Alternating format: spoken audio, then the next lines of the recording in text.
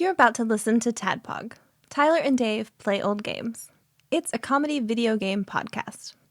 We would like to stress that the hosts are not experts and are really just very crass commentators. Seriously, this is an explicit podcast that happens to talk about video games sometimes. So please enjoy this pretty okay podcast with Tyler and Dave.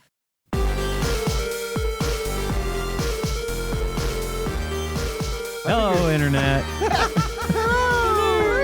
We gotta figure all that's in, right? Has to be. Oh, yeah. It's probably stinger material. Good. At least everything up to that point. Tyler changes it up sometimes. Yeah, he sometimes does. He's like, this is Warlock, so he might like try to do like a Warlock voice, like, "Hello, everybody." Hello, everybody. Hello. Welcome to TADPOG. We're one Tyler short today, so we're going to do our best to make this thing work without him. Not because we don't like him, but actually because we do like him. Yeah, he had some stuff he needed to take care of and couldn't be with us today. And we were already running behind because we couldn't record last week. Mm-hmm. And so, in case you didn't know, this is TADPOG. It comes out. It's a podcast comes out weekly, no matter what. Every single week, we managed to put it out. Patreon.com/TADPOG. If you appreciate that, if you're like, look, this show isn't like the best or like good, but they do.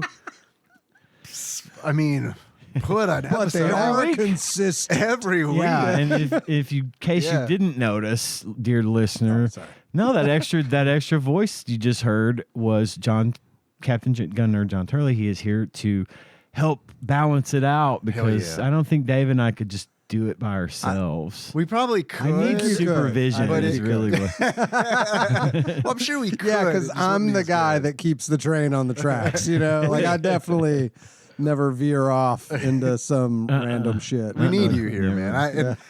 When Tyler told us that he wasn't going to be able to make it for very good reasons, by the way.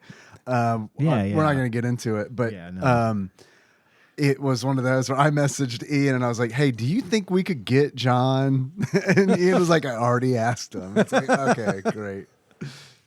It's just nice because having three voices or more is better than just two at this point. The format of the show doesn't really lend itself to just a one-on-one discussion. Although we could have pulled it off. We could have made it work. I would have just talked like Schmian over here, and then I would have talked like Ian over here, and I would have just had a back and forth with myself.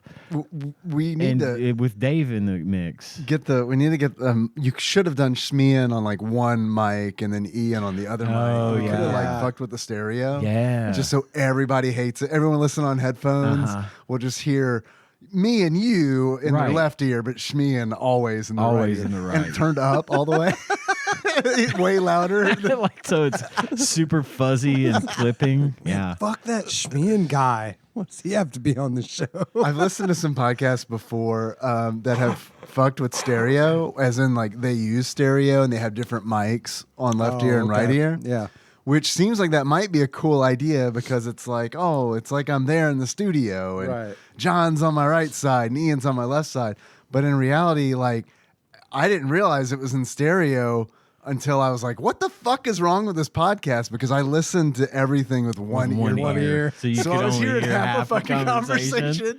Yeah, no, and plus, like, if you're in your car, you're on the right or left, depending on the country you live in.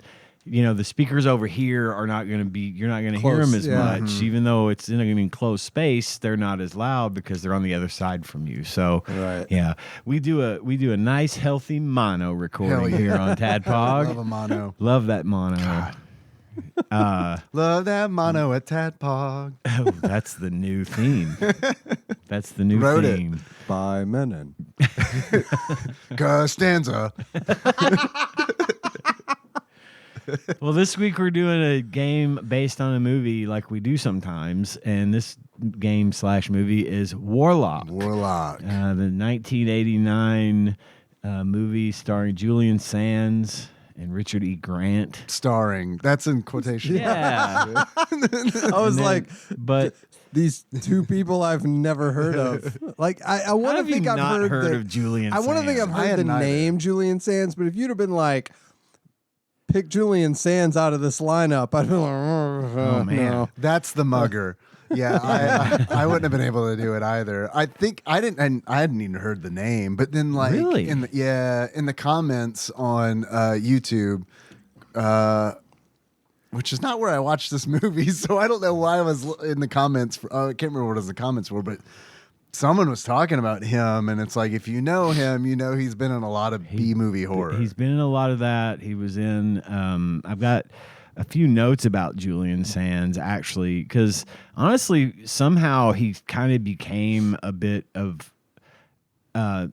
We saw a lot of his work in the '90s. Tanya and I did, and he was in The Killing Fields, Gothic, Siesta, Warlock, Gothic Siesta, Gothic, Siesta. Oh, damn, man, I really like the idea of Gothic Siesta. I want to watch that. A bunch of movie. like Gothic people just taking a nap. I'm so full. Warlock, Arachnophobia, Naked Lunch, What?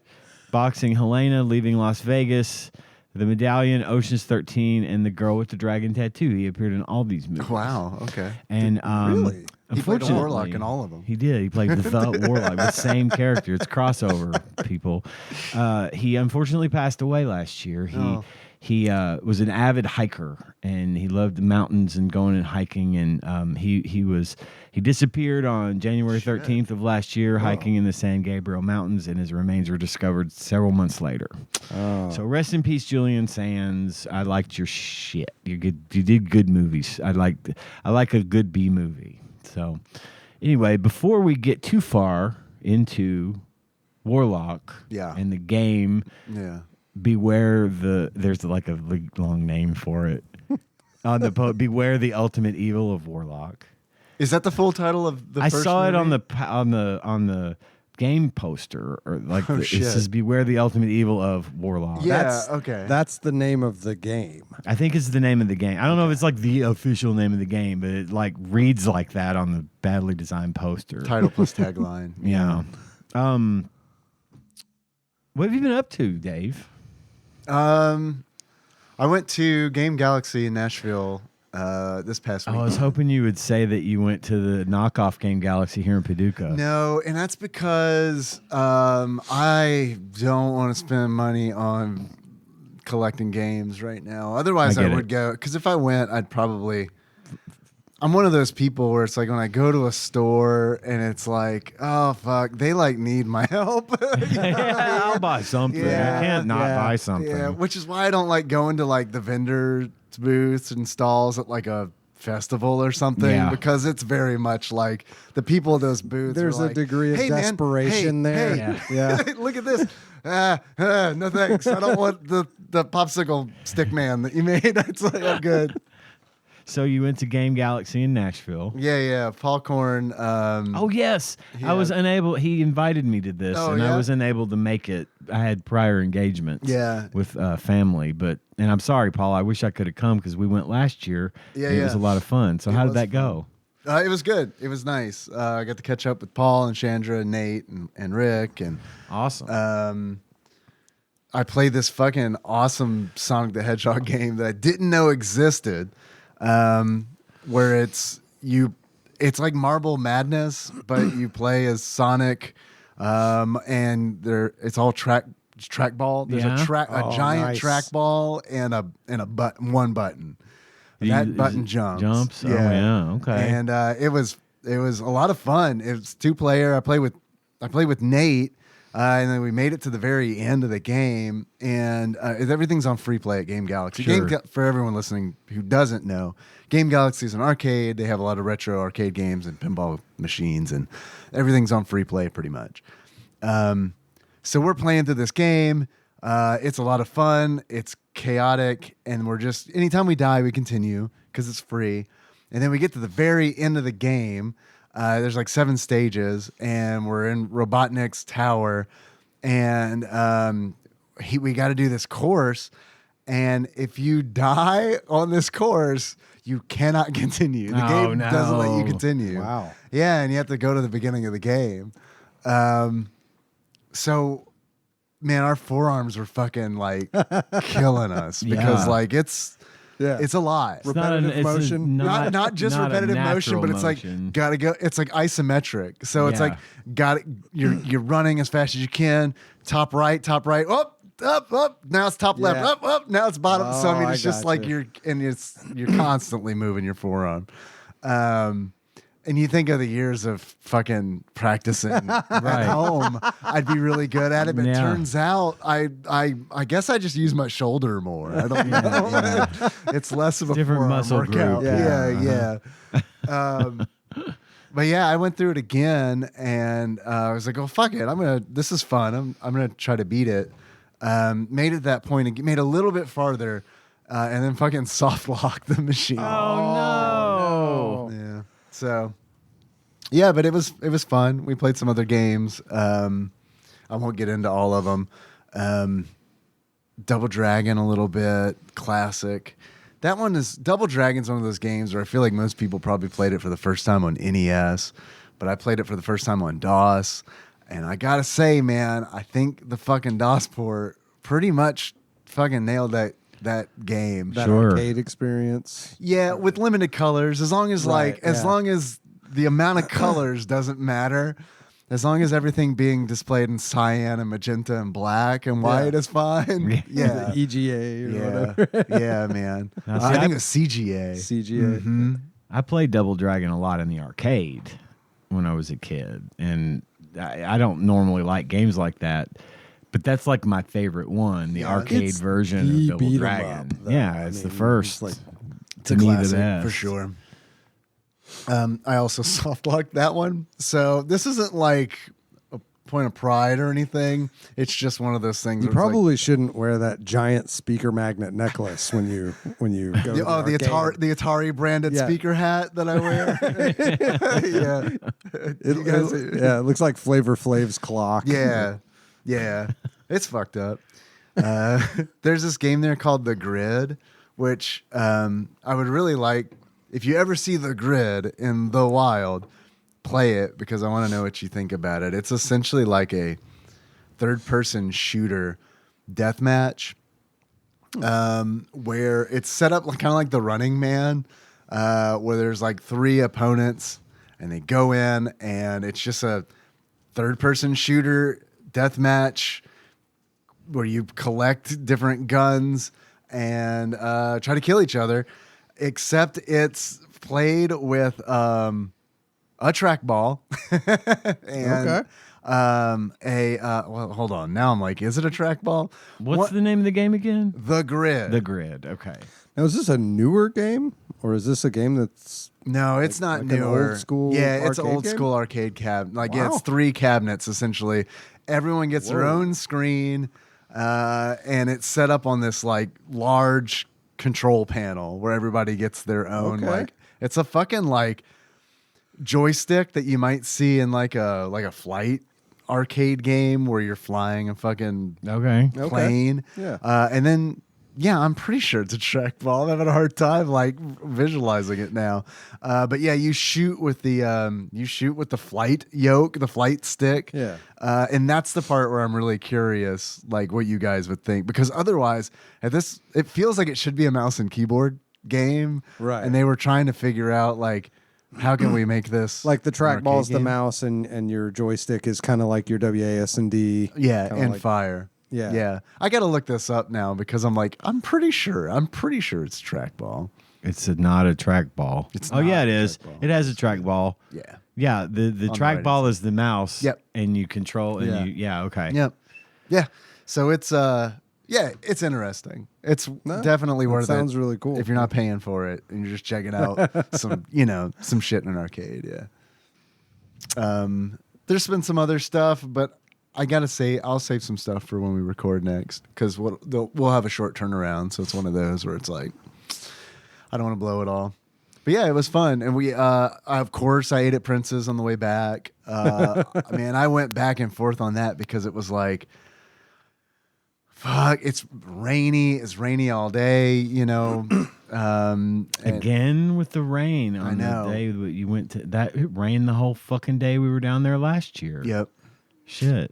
So it was one of those where it's like, fuck, if I stop at Prince's, which is like round trip, probably an hour out of the way, you know, because it's like 15 to 20 minutes there. Yeah, it doesn't take you. It doesn't take you back towards town. Right. It takes you further Right. into Nashville. Yeah. Yeah. And then the time to eat. So it's like, fuck, man, I'm gonna be driving back home, like not only in the rain but like in the dark. Yeah. The interstate, I'm not too worried about, even though like fucking I-24, like especially in our area, is a goddamn fucking death trap. It is. It's I drive through truly town now, awful. like whenever Yeah. I can, because it's like I don't know what the fuck, man, but like in the last like 5 fucking years, it's been just like accident after accident after accident, And not- fatalities, yeah, like right. bad, Yeah, horrible, right. awful accidents. like that one just recently is just like, holy shit! Like I don't know, like I got the grisly details on. I didn't hear about that. I think I know about the time you're talking about because I remember seeing I-24 backed up super bad about a week ago. Yeah, it was, And being like, nope, not Yeah. getting, not even trying to use that. Yeah, 'Cause yeah, I can, yeah. Like it runs very close to my house. Like there's an Oh, yeah. overpass where I go under it, and if I see shit stopped, Yes. I'm just like, nope. If you're there, I live near you, and Yeah. I go that way a lot. And I've learned if you're going down the road where the mall's at, towards the mall, and you look up at the bridge and there's traffic on it, stay off. yeah. Just don't Or do it. if you're going the way you're talking about by your house, and especially if there's traffic on that, Yeah. stay the fuck off because it's backed up for miles. Someone's probably dead. It's awful. Yep. Yeah, I hate it. We drove down I-24 to get here from where we were at this evening, and it wasn't bad, but I always like getting to the point of like being really trepidatious about getting on there because people are insane and it is dangerous. And at night, there's no fucking lights on the damn thing. Yeah, I don't blame Coming you back for being from freaked out. Nashville, going through Clarksville and everything, like Yeah. it is like, especially at night. In the rain would be even worse, but like at night, it's like people are just like, all the cops are asleep. Let's go 130 miles an hour. And I Yep. mean, it is motherfuckers are going through there like it's a NASCAR race. Yeah. It's Yeah. crazy. There was, man, coming back from Prince's, like, there's this part where it's like, I have to turn left. It's not a stoplight. It's just like one of those situations where it's like, you just got to turn. There's a left turn lane. There's no light or anything. Just use your discretion kind of deal. And it's one of those Good where luck, it's- everybody. Yeah, right. Yeah. And it's like they didn't fucking like mow the grass on the median. This isn't the interstate, but still, it's fucking Nashville. And it's like the speed limit here is like 45. So people are going like 55 miles an hour. Yeah. And it's like, it's not only did they not mow the grass on the median, there's like a fucking like yard sale sign, you know, and I'm uphill. So it's like I got no fucking visibility. Right, yeah. It's raining and it's about 6 o'clock. It's overcast. I'd say about 70% of the cars have their headlights on, but like not everybody all. needs them on. Right. So it's The one of law being if your windshield wipers are on, your lights are supposed to be on. I didn't know that was the law. Yeah. I turn them on. I'm in the habit when I get in the car, it doesn't matter what time of day it is. I don't have fancy like automatic lights, but like I just turn the lights on. Yeah. Yeah. You should. And that's from That's like why they have running lights on cars now, because you should have them right. because it's easier to see you. And that's from like motorcycle shit Yeah. because that's like you're always supposed to have your light Yeah. on when you're riding a motorcycle.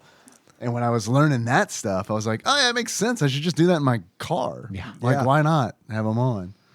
So yeah, but I made it. I made it I back. see that, and It's all that's good. good. That's We're good. glad you didn't encounter yeah. any traffic problems. I was worried there that left turn. I really was. I mean, because it was Like this is the time that I just get T-boned by somebody going 50 miles dude, an hour. I mean, it was 55 like, it miles was an one of hour. those situations where it's like there ought to be a law. Like I mean, like this was like fuck, man. Y'all need a stop light here. Right. This is fucking scary.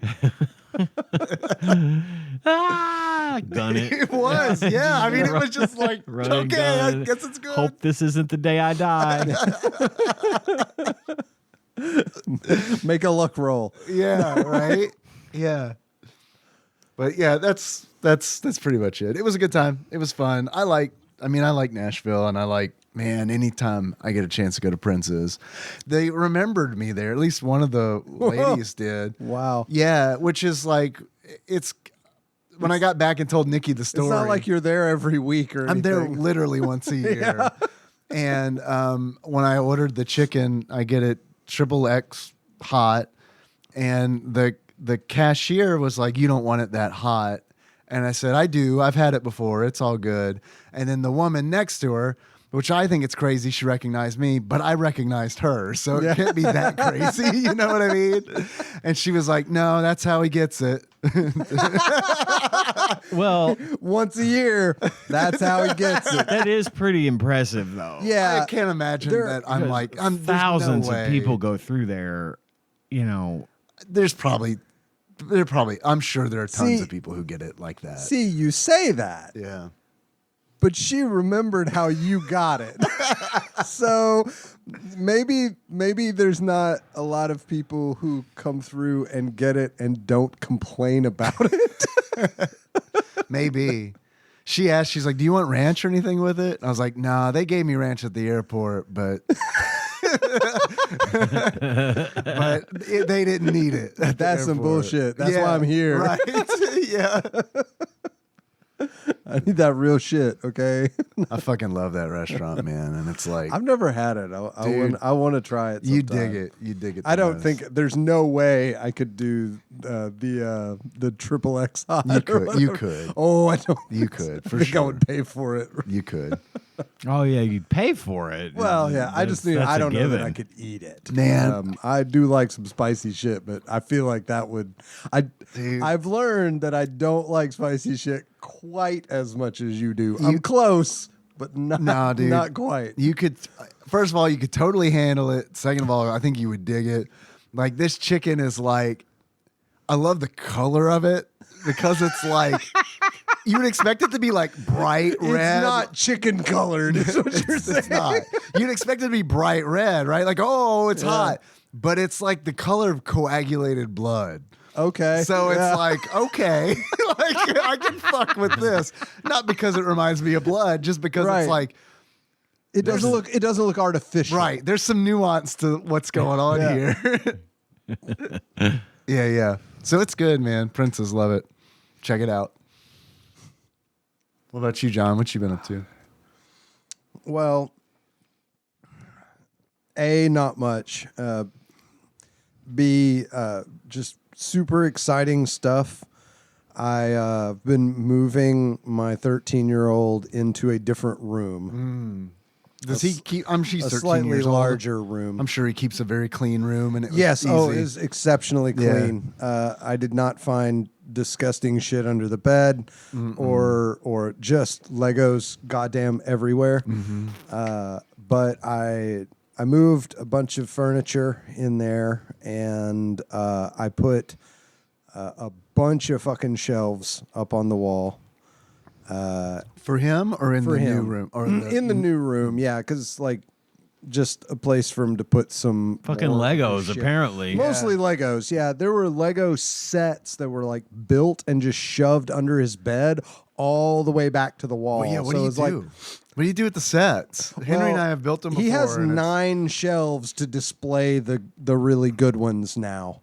So he has at least some of them can go up there. That dude's got a lot of Legos. He's got a lot of That's Legos. a lot. Dude, he does not understand. Like, I would have lost my fucking mind if I had half the Legos. I thought you were going to say he had. doesn't understand why he can't go to college. I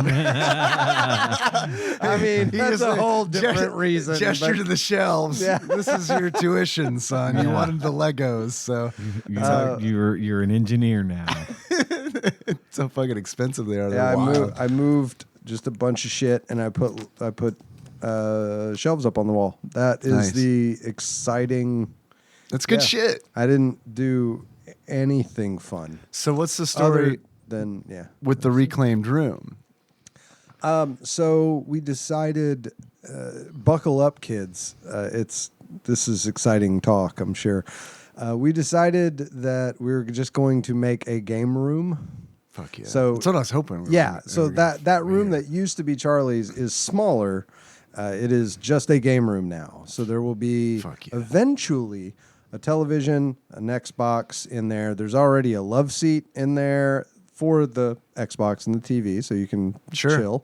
And then there is a computer desk with a computer in there, and I am going to be probably later tonight assembling another desk to be put in that room where the other computer gaming rig will go. This all has to sound remarkably familiar to you, Dave, because I know you just recently went through a similar project. Yeah, it does, but Henry's not in there with us, which on one hand, I kind of wish he was, but on the other hand, it's like, I'm glad that he's not in there. Yeah. Because like, I've griped about this before on the show plenty of times, but he is on comms all the time. Yeah. And it is like... Oh, yeah, you can't. I mean, it would just be a constant, like, he would hate me because I would be getting annoyed with him, where it's like, dude, you gotta like rein it in. Right. Does he have a headset? He does. Okay.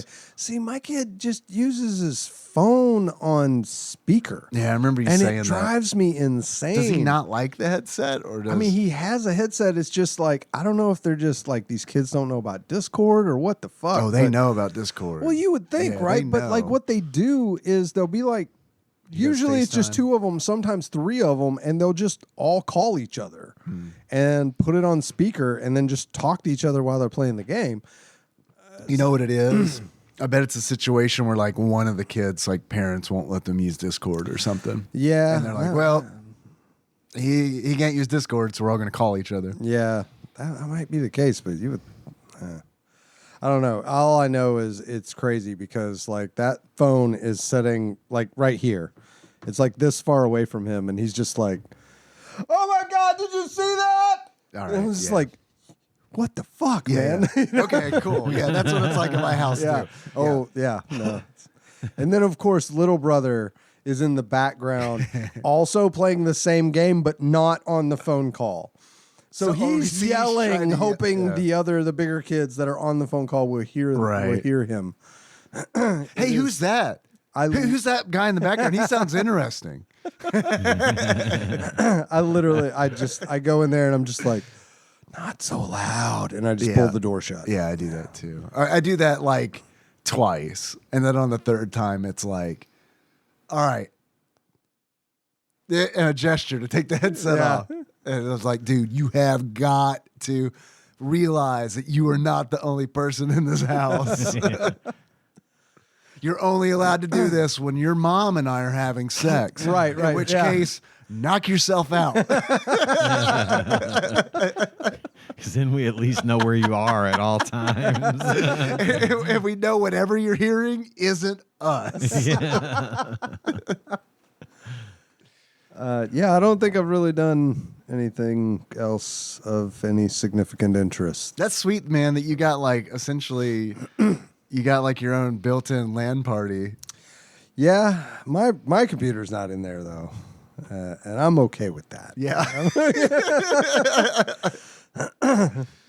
Yeah. What about you, Ian? Oh, I got all kinds of shit to say. I got plenty of stuff to talk about. I watched something. You did? I did. What'd you watch? What'd you watch? I knew you probably watched some stuff. So I specifically wanted to mention that I watched Critters successfully for like the first time since I was like 10 years old. Okay. And that is a movie that I haven't been able to make it through since I was a kid. Not because it's bad, but because for whatever reason, if I'm awake and bored at 3 a.m, I'm like, you know what? I should watch Critters. And it's like, it's super late and I like always fall asleep. This time I didn't. I successfully made it through. Congratulations. And thank you. I just wanted to... Achievement unlocked. Yeah. Achievement unlocked. Good job. Yeah. I love it. I need to start adding...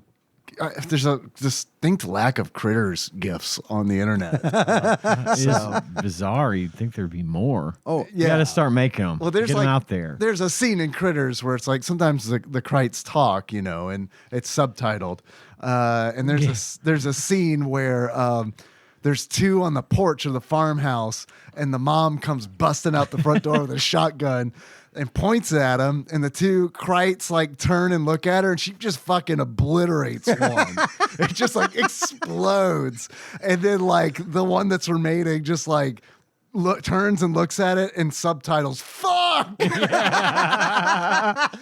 it's like. I looked for that online. I was like, "Come on, How is Giphy!" this not a thing? It's probably online, but it's not on Giphy that I can like respond with as a reaction. It fucking needs to be because that was a laugh out loud remember moment. that actually. That when Billy Zane gets his fingers bitten off in the hayloft. Oh, it's got Billy Zane in it? Yeah, for a That's little all bit. I need to know. It's That's right. all I need It to is know. all you need For to a little know. bit. He's very reluctant to have sex. Yeah. That doesn't seem very Billy Zane-like. You I would don't know. think, but yeah. So I did actually finish watching. Me and my wife are caught up on Righteous Gemstones. Okay. We finished season 3 of the Righteous Gemstones, and holy shit! If you haven't watched this guy over here, I know, I Mr. need to watch Chandler, it. talked me into watching it. And well, there's another guy at work that's also super into it, and holy fuck, that show is funny. It's so God good. damn, that I need to show watch is it. funny. Cousin Baby Billy shitting solid gold right here on the floor. Y'all can't You see it. Can't even see it. Uncle Baby Billy. I keep saying Walter- Cousin Baby Billy. Well, at one point they say cousin Uncle Baby Billy. Cousin Uncle Baby Billy. But like Walter Goggins plays that character. Walton Goggins, sorry, plays that character, and holy shit, he is fucking spectacular. John Goodman is fucking amazing. John Goodman does such a fucking good job in that show. Danny McBride, literally, it's like me and Andy were talking. We were like, it's almost impossible to pick a favorite character. They cast the show perfectly. It's like perfectly all cast. of the characters are so well done. Yeah, and even the minor funny. characters. Yeah, like BJ is maybe my favorite character. It's hard to say, like, but he's definitely up there. Like he's like that. That show is so ridiculous. And even the younger versions, they'll show like these flashbacks of like, what's the dude that plays Kelvin? He's Adam Devine. Yeah. Adam Devine, who's From in like, Workaholics. and Workaholics. he was He was also in and Pitch Perfect. Yeah. Yeah. So like Adam Devine, I can't remember the name of the girl that plays the sister, but they'll do these flashbacks of when they're kids, and even the actors that play them as kids Spot on. are spot fucking Yeah. on. Like they like the kid that plays Danny McBride's character, the shit that he says is like you're just like, yeah, that is 100% how that dude would act. you know? Honestly, it sounds like a great cast. It's fantastic. The writing's really good. It's goofy as fuck, but It's one of my favorite. it's a shows. great show. It's a fucking great It's show. a good fucking time. Like I could rewatch it today and just be tickled pink over it. there's I love also that show. it is obviously a they're definitely having some fun with the like uber Christian televangelist, Sure. Oh, yeah. mega church. They tear type. into that shit. Oh man, it's good. Man, that It's very stuff.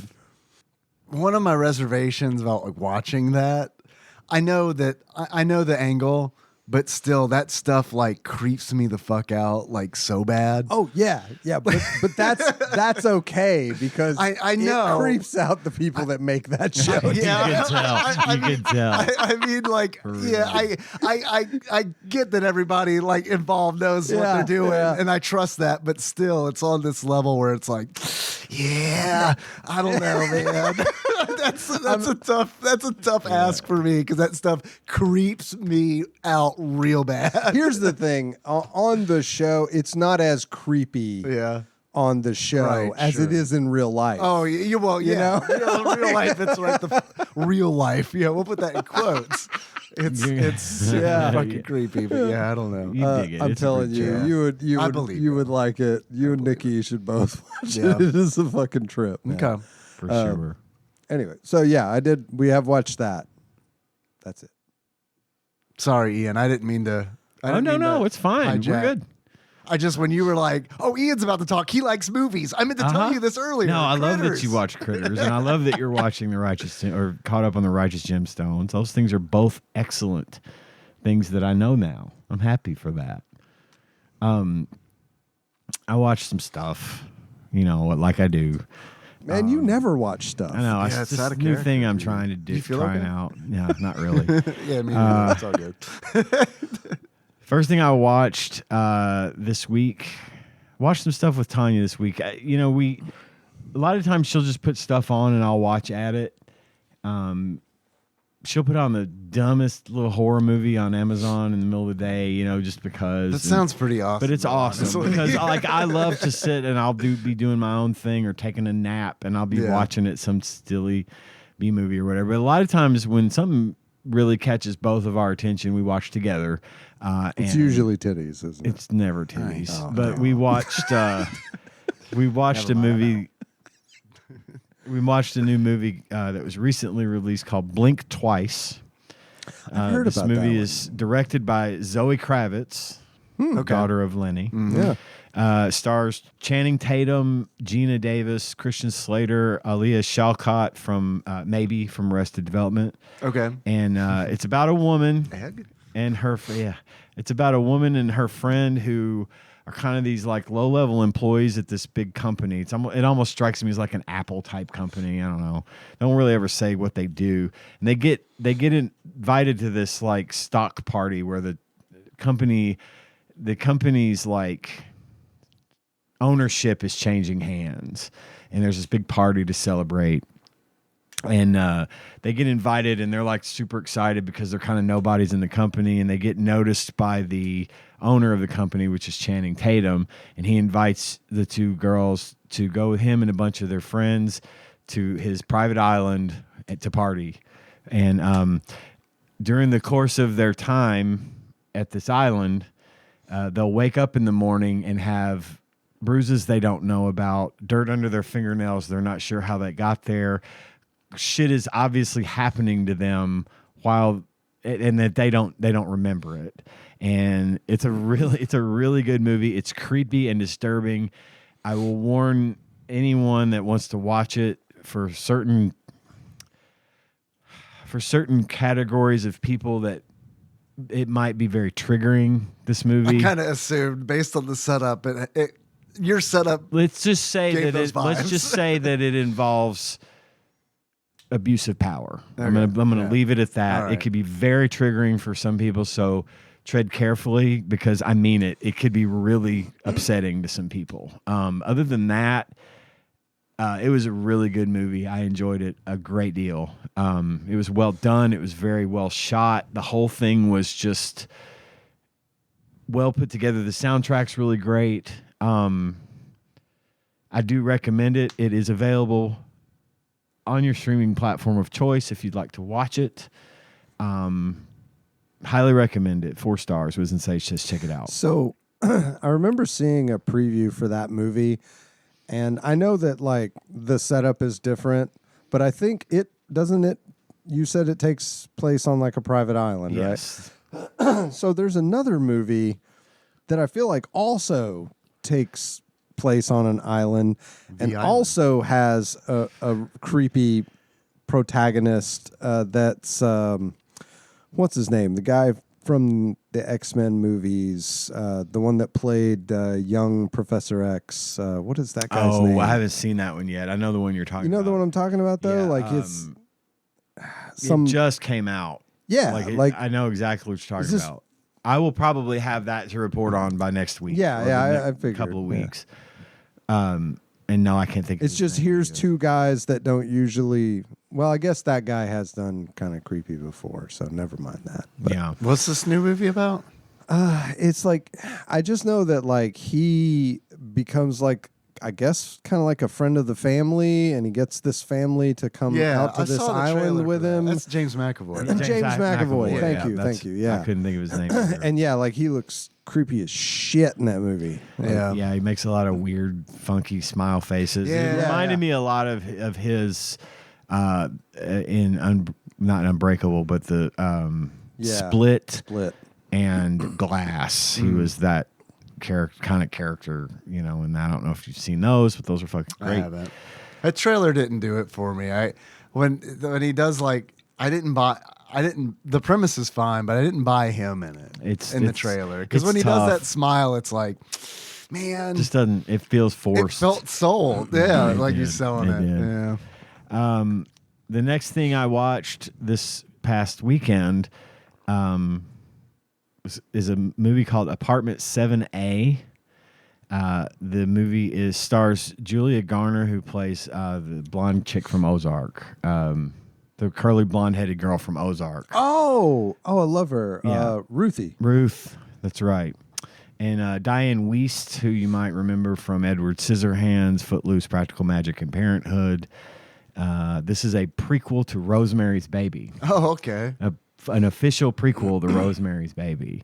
If you haven't seen Rosemary's Baby, you have to see it first. And it is a classic if you can. I've never seen it. If you can kind of just know that Roman Polanski hadn't gone off the deep end yet. This is a really great movie. This is prior to the Sharon Tate thing and him having to expatriate himself for reasons. Right. But Rosemary's Baby is a great movie, and if you haven't seen it, you should see it, and then you should watch Apartment 7A because this takes place. The opening scene of Rosemary's Baby, for anyone interested or that you may know, there is a woman and her husband, a pregnant woman and her husband, happen upon a scene where a woman is lying dead on the sidewalk after having jumped from a 10th floor apartment and committed suicide. And then shortly thereafter, there's this old couple that comes along and talks to the couple, and they're looking for an apartment. And hey, this apartment just opened up, and the whole thing goes on. I'm not going to get into what it's about, but this is the story of the woman who they found dead at the beginning of Rosemary's Baby. And the movie plays out very similarly to Rosemary's Baby, but it's really well done. I really liked it. I've always liked Rosemary's Baby, and I thought this was just an apt follow-up to that movie. It was done in very much the same style as if Roman Polanski himself had, directed it. It was good shit, and I do recommend it. High praise for that one. 4 stars. Wiz and Sage says, check it out.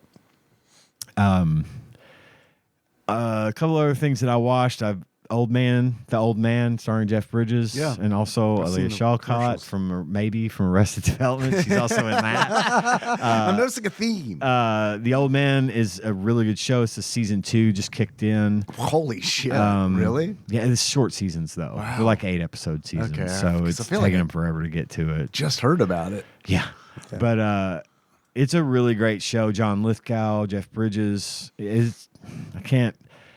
I'm not going to get into it. It's very politically charged. I mean, it's very it's about a dude who is kind of was this black ops kind of guy back in Afghanistan during the Gulf War, and now it's him modern day, and in the first season, he's being tracked down by people who want to see him brought to an end, and he has still got it. It's that kind of thing, like Jason Bourne type stuff, only with an older dude. Mm-hmm. I very much like it. So far, season 2's been really good, but I'm not going to give it a star rating yet till I have a chance to see the whole thing, because that's how I do. But I do recommend it. It's on Hulu, Fox, and your streaming platform of choice. And then last thing I'm going to say about what I watched, aside from Warlock, is this. There's this show that used to come on Fox. It was a few years ago called The Cleaning Lady. I don't know if you've ever heard of this. I haven't.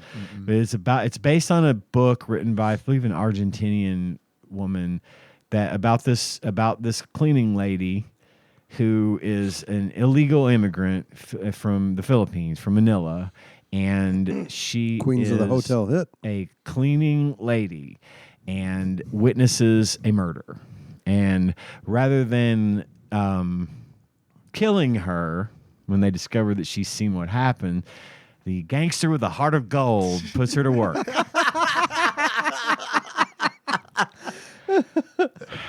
To clean up after his murder scenes.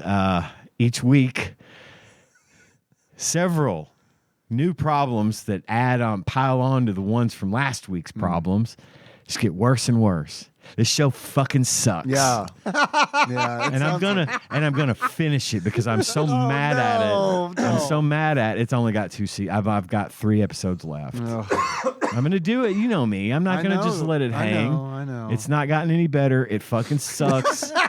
It's like we cannot get to a point of having satisfaction without everything fucking falling apart in a new way. It started off strong, and I really did enjoy it up to a point, and then it got to about the end of season 1, and problems had been resolved, and then it was like, by the way, her son has a rare genetic disorder and is dying, and she is a surgeon. Fuck. By the way, hell yeah, she's a surgeon. Cleaning? Well, because she's a legal immigrant, and she can't get a job as a surgeon in the United States. That makes sense. And so, but she does take good care of her son because she's a surgeon. But the problem is this week he needs a liver, or this week he needs a stem cell transplant. Oh God, he can't have a stem cell transplant because his liver's failing. So now he needs a liver transplant. My insurance won't cover stem cells. I went to this criminal who helped get me the money to go down to Mexico and have a liver transplant at this illegal clinic, but now the illegal clinic is making us wait because a more rich person got in front of us in line.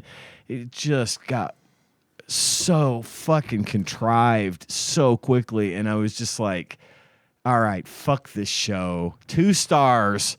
Wiz and Sage says, I don't give a fuck. Check it out. Fuck it. It's up to you. The cast is fine, except for a couple of people. The cast is fine. It's done by Ryan Murphy, who does American Horror Story and 911, which is a show I really like. And it's just I can see why it didn't last. Hey, all right, I think it got canceled. I don't know. I've never seen that show 911. Now, I'm sure it definitely has like good things, good qualities. But I saw a preview. Okay. B-NATO. Yeah, man. That was a good episode. B-NATO episode. It was a good episode? Because, man, it looks bad. Is it like Rescue 911? What is it? It's just not. It's like you're thinking of Reno 911. No, Rescue 911. Yeah, okay. well, I think it was Rescue 911, the show from when I was a kid, where it seemed like that's like new show. Yeah, Cops is like really good. Let's do that, but for like first it's responders. not this. This is a procedural drama. Oh, okay. A weekly. And there's a spinoff called 911 Lone Star, starring Rob Lowe, my boyfriend. Should have called it Low Star. I know, right? Rob Lowe, my boyfriend, also hosts a game show called The Floor, which if you haven't seen that. It's a great show. I fucking love that show. It's that one I like because it's different from really any other game show I've ever seen. So they've got this grid, this giant floor divided off into squares, and there's like a disco 100. floor. Okay. There's 100 people one in each square on this giant floor. How many people? 100. That's a lot. A lot of people, and it is. Each person has been assigned a category that they are supposedly an expert in. Okay, and so at the beginning of the show. This is the only thing about the show that I don't like is that it stole the randomizer from us. Absolutely stole this idea from us. It randomly picks someone on the floor. Oh, that's a little different. I was going to say it's going to be eerie if it randomly chooses a Super Nintendo. A Super Nintendo game that you have to it's say like facts cousin about. of the randomizer. So after the people, so what they'll do is like they'll have a challenger come up against someone who's like, let's say an expert, says they're an expert in it's some niche animals, shit. and then so up on the screen they say they go back and forth, and they'll say like corporate logos, for example, and they'll show a corporate logo, and then you have to say what it is, and then if you get it, the next person goes, and that keeps going, and if you don't know it and you pass, you lose 3 seconds, and whoever stays in it, whoever is still got time at the end of whatever gets to. They inherit that person's category, and then a piece of the floor that they were on. They can only pick pieces of the floor of people that were next to their square. To them, So, like, if you're standing in a square, you can have the square. You can pick someone to challenge that's in a square next to you. And okay. So they're the floor, all the contestants. Yes, and so it's like 100 contestants. Yes, and the floor like lights up. So once this person has, if they beat the person of the square next to them, then their part of the floor joins with theirs, and whoever has the most territory at the end of an episode wins $20,000. And they get to keep going, and then eventually the floor gets filled until there's only 2 people left, and then whoever wins the final round gets like $200,000. Take the whole floor. That sounds pretty cool. It's a really interesting concept, because a lot of game shows you see are like, oh well, this is like they took this game show and this game show and put them together, or this is very, very similar to this game show but with a slightly different twist. Sure, this is the kind of off the rails. Like it is. Yeah. I don't know of any game shows. I haven't run into any either. Really close that are to like this. it. Where do you watch it? Fox. It's on Fox. It's on Fox every I want to say it's like every Tuesday at 8. It does. It is also almost, on Hulu, I think. Okay, that's good.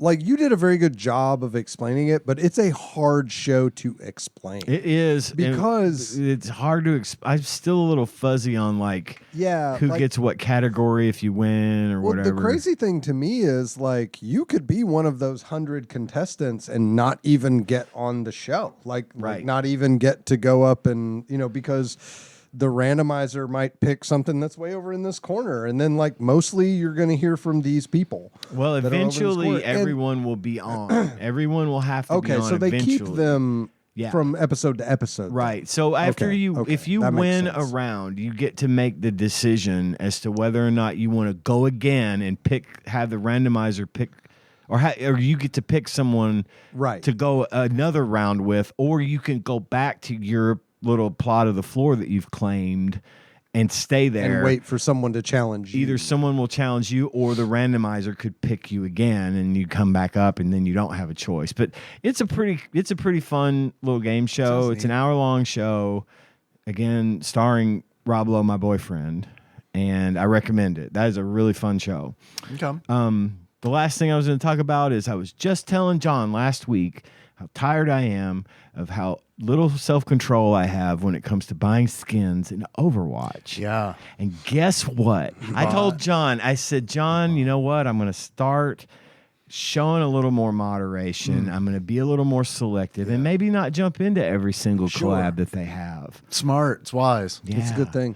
About 17 days from now, Overwatch is doing a My Hero Academia collab. I saw that. And of course I'm going to fucking buy those because I love My Hero Academia. In fact, I bought those skins in Fortnite, and I haven't played Fortnite in a fortnight. You know? Yeah. So it's just thanks, Overwatch, for knowing they're watching me. They're watching over me, so they know what I said about not buying skins, and they're like, "Oh yeah, you're not gonna buy skins? Let's just see." Yeah, yeah. So fuck Blizzard. Yeah, wonderful product. They've got your number. God, they do. They do. I cannot fucking help myself. I bought a whole ass computer. I built a whole ass computer around that game. Yeah, I get it. Now, if they do a Star Trek collab, you'll know that they have they've been listening. They're in your head. Yeah, it's over. I would buy a Star Trek collab before I would buy a Star Wars collab. Yeah, same. But anyway, that's what I've been up to. Who would be 7 of 9? 7 of 9. Well, probably if I had to guess, Sojourn, because she's more machine than woman. She'd be a good. I can see that. Yeah, there's some sound logic there. Yeah, I like that. Yeah, I could find an Overwatch character to fit just about anybody. I believe that. But the ones that they're doing, like Juno, is going to be Ochako Uraraka, who was basically shaped exactly like Juno. I mean, Juno was the first time I ever saw Juno, the newest hero with the booty, with the big booty. Yeah. The first thing I thought of after damn that booty was she's Ochako. She's a Uraraka for sure, and that's who she's going to be. They've got. I know you guys don't watch the show, so you can look at it if you care. But it's all good, man. Anyway, yeah. So I'm going to buy those. I'm not even gonna fucking try to kid myself into thinking. man. Reinhardt is All Might, of course. Yeah, that makes sense. There was some conjecture as to whether or not Ramatra should be All Might because Ramatra has two forms, and when he ults or goes into his big punchy form, that should be All Might, and then when he's not in ult form, he should have that scraggly blonde hair like Weekend All Might or whatever. But anyway, how much is that? Money, please. It is. That reminds me of something I was going to say. It takes me back to Apartment 7A, the prequel to Rosemary's Baby. Yeah. I never picked up on. I forgot the guy's name already. Hold on a minute. Just one called second. It Rosemary, right? It's not about Rosemary. I know.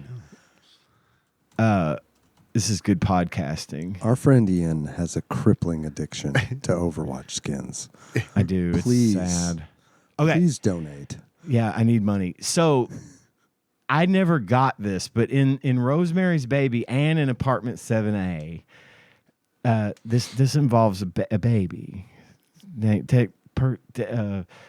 Most prominently the birth of Satan. Right. And the doctor that they have employed for them on the take in their little satanic thing is Dr. Saperstein, which is the name of Henry Winkler as a doctor in Parks and Rec, who his daughter Mona Lisa Saperstein is the one I'm always saying, money please. And so I was watching Department 7A, and they said, call Dr. Saperstein. And I'm like, oh, my God, I never got that joke. So that was obviously intentional because he's a gynecologist / OBGYN. And that's not a common name that you hear.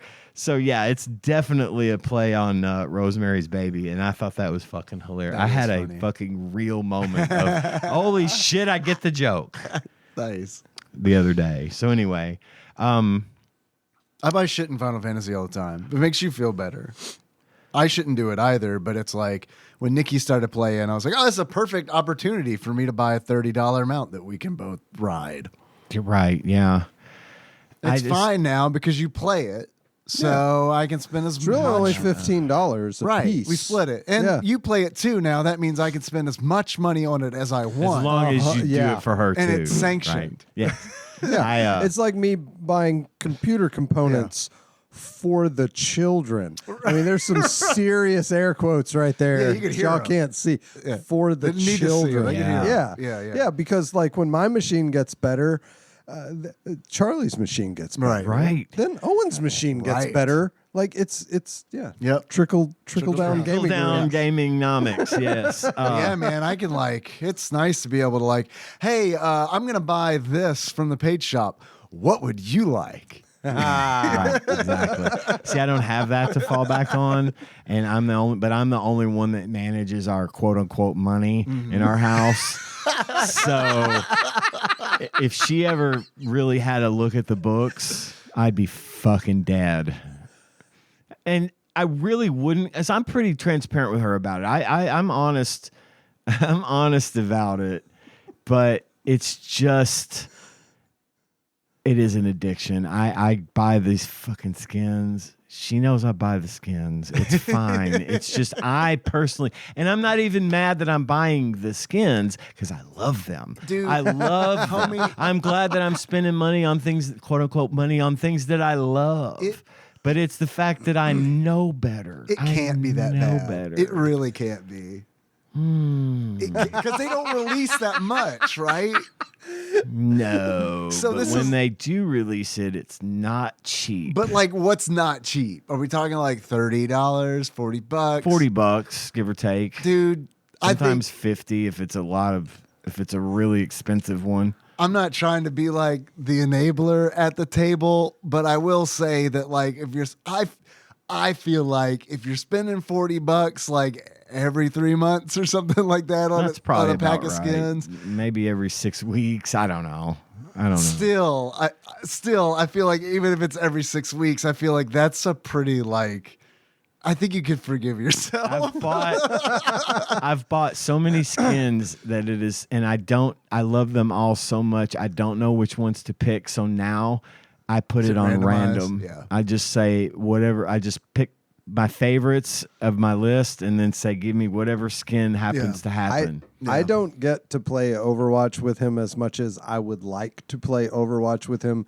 Literally every single time I play Overwatch with him, at least 5 or 6 times I go, that's a fucking badass skin, man. Holy shit. Like, because it doesn't matter what character he loads in with. Yeah. And like he said, it's random. Right. But it's like, you got some choice ass skins, bro. And listen, I really do the good thing. shit. I do the. It's not just even about the money. I do the thing where, I will start a Twitch stream to get drops so that if I have to watch for 12 hours, I'll get a drop of this free skin. Sure. If I don't have, John will tell you that last week they did one. And I was fucking excited. I was thrilled that this was one of the skins I've been wanting and never had a chance to get. Yeah. And they put it in a drop for the Overwatch Champions Series. And as soon as I got it, I was like, John, I got it. And he was like, yeah.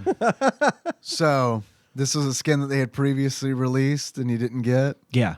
So just remember the breast cancer I am remembering this. skin. Yes. So maybe it's some perspective on that because, not, I guess, to be devil's advocate.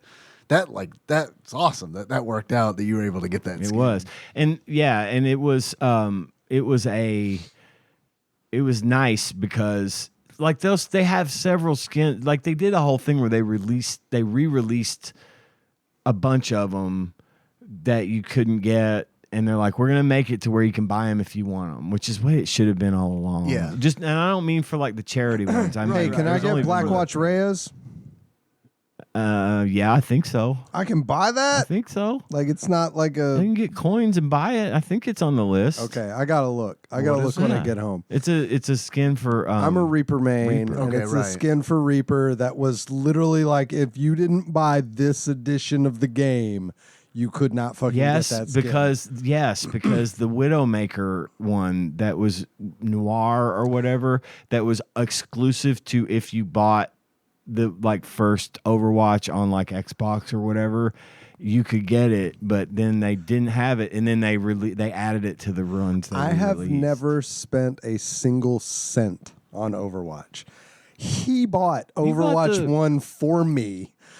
You bought Mercy, didn't you? I thought you bought one of the Mercy charity Okay, skins. that's true. I did buy the charity skin. Hey, nice. Because charity, right? Sure. Yeah. And I know So that was is big the issue only with that skin. money I've It ever was. spent. But if that is the case, I'm about to buy an Overwatch. It cost you about $10.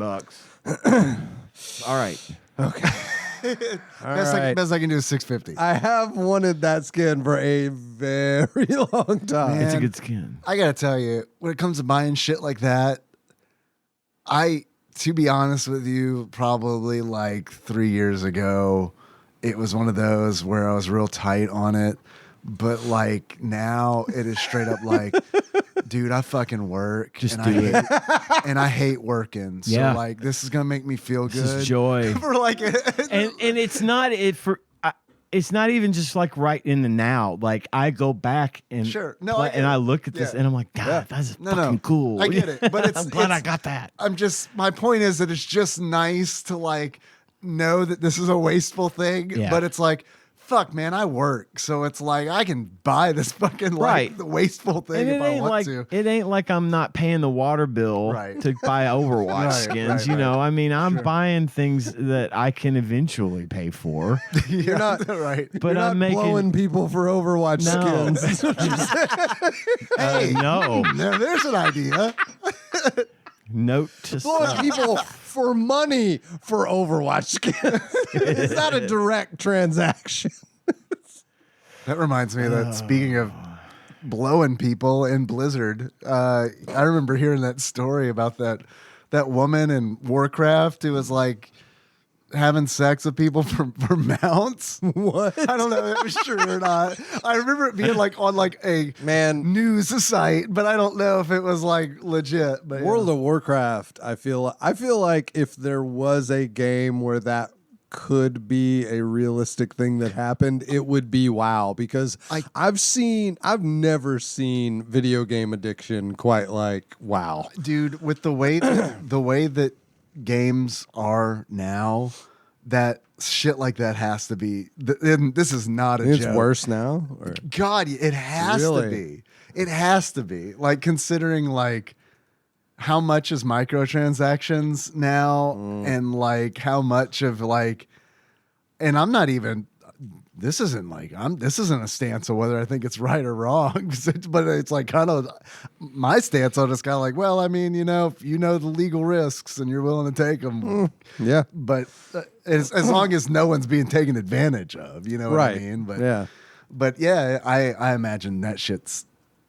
I just imagine it's got to be super common. Yeah, could be. Because I mean, it doesn't seem. I can totally see more plausible than some shit I've heard. I could totally see a guy being like, "Yeah, I'll buy you this skin if you'll blow me," and then a girl or a guy is like, "Okay." Yeah. I mean, about 10 minutes later, I got the skin I wanted. I mean, I think that happens. Oh, probably. That happens, for dude. Sure. probably in some people's homes. Yeah. Or like a campus. That happens. Oh yeah. College. That is happening. Like with a flyer with little things pulled off on the bottom. Yeah. Straight gamer looking for other straight gamer to blow them. Overwatch skins. Overwatch skins. For Overwatch skins. For World of Warcraft mounts. I brought snacks. I brought a quick snack. Hell yeah, dude. What you got? Let me get it. I've been trying to get this here for 2 weeks now. I'm forgetting. You told me to remind you, and I did a terrible job of reminding you. On my own. So I found these at I don't know the store, Walmart. Oreo Coca-Cola. What? Coca-Cola Oreos. So what's Coca-Cola about it? The filling? We don't know. I think it might be the cookie, but it's got popping candy in it. Popping candy? Like the cookies have like so pop it's rocks fizzy. in them. Yeah, so it's fizzy. So it's fizzy. I haven't had this, and I thought I'd bring them and see if we could try them together. Yeah, man. So I had something similar already. They came out with some. I haven't had Coke flavored ones. RC flavored. But yeah, exactly. Royal Crown, baby. Royal Crown. One of the cookies is red. Oh, that's weird. Here, take a Why? cookie. Yeah. Why are they red? Yeah, one side is red, the other side is like regular Oreo color. So the ones that I had were Star Wars themed, and Smells like Coke. It does. They also had some were blue and some were red, and they had Pop Rocks in them. So let's have some Coca-Cola flavored Oreos. So the filling looks to be smells regular like Coke. cream Yeah. with filling, but yeah, It does smells smell like like Coke. the red side smells like Coke. Ready? Yeah.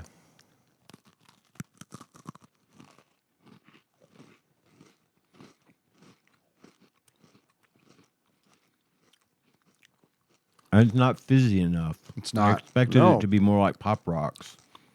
This isn't nearly as fizzy as the Star Wars ones that I had. Now I have It had also these does for. not really taste like I've had Coke these for a to couple me. of weeks. It's got a little bit of a Coke taste in there. It's real subtle, though. It is. It has a cinnamon flavor to me. What if you flip it over? What if you flip the red side No, over I don't know. to Yeah, your let's to your try it. tongue side? Let's see. Did you do red side down? I tried both. I like it. I'm getting the crunch from the Pop Rocks, just no Yeah. fizz, no Yeah. pop. I don't care for You it. don't like it? I liked it. I like that one. Yeah, man. Tyler, I would give you this cookie, but it'll go bad by the time you get it. So I'm Don't get me wrong. He's When I eaten say I plenty don't of like it, expired food it's on the not show. It'll be okay. true. It's not terrible. It's just not. I'm just not in love with it. Okay. Well, anyway, do you guys want to talk about Warlock, Hell yeah. or do you want to take a break, or do you want to just talk about Warlock? Go straight into it. I'm good to go straight into it if you guys are. I You am. need a break? John, do you need a break? John's looking like he needs a break. Let's do. I'll tell you what. I'll tell you what. We're not going to. Sorry, we're not even going to take. I don't want to be that guy. that forces the break. No. We're not even going to do a full break. I'm going to hit pause and we're going to come right back like we never left. They'll never know. They'll never know. Are you sure? Yeah, I'm sure. Okay. All right. Let's go. Nah, fuck it. Actually, I've changed my mind. Now we do an interlude.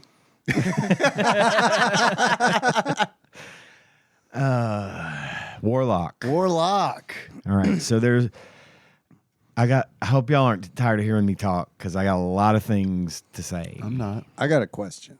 Okay. So is the game based on the movie Warlock? So here's the problem.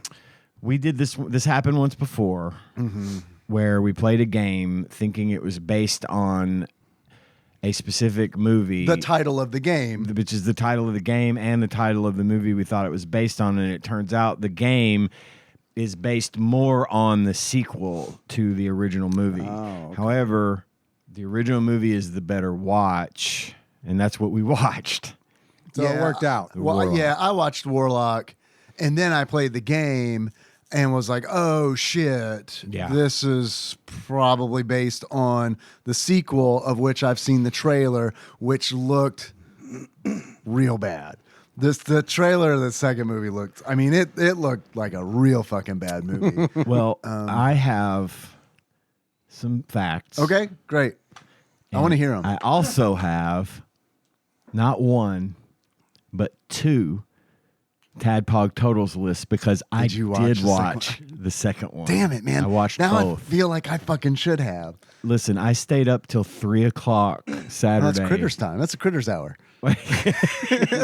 For me now, it's Warlock the Armageddon hour, although I'm never going to watch it again. Okay, so let's talk for a minute, just real quick about Warlock. All right. This movie was released in 1989. It stars Julian Sands. I explained a little bit about him. Right. May he rest in peace. Yeah, that's fucked up. And the other main character in this movie is Richard E. Grant. He's one of my favorite British actors, primarily because of his role in one of my all-time favorite movies, Hudson Hawk. I haven't seen Hudson Hawk. It's terrible, and I love it. It's terrible? It's a great movie. Okay. I love it. It's so bad, it's good. He plays a character named Darwin Mayflower, who is hell-bent on...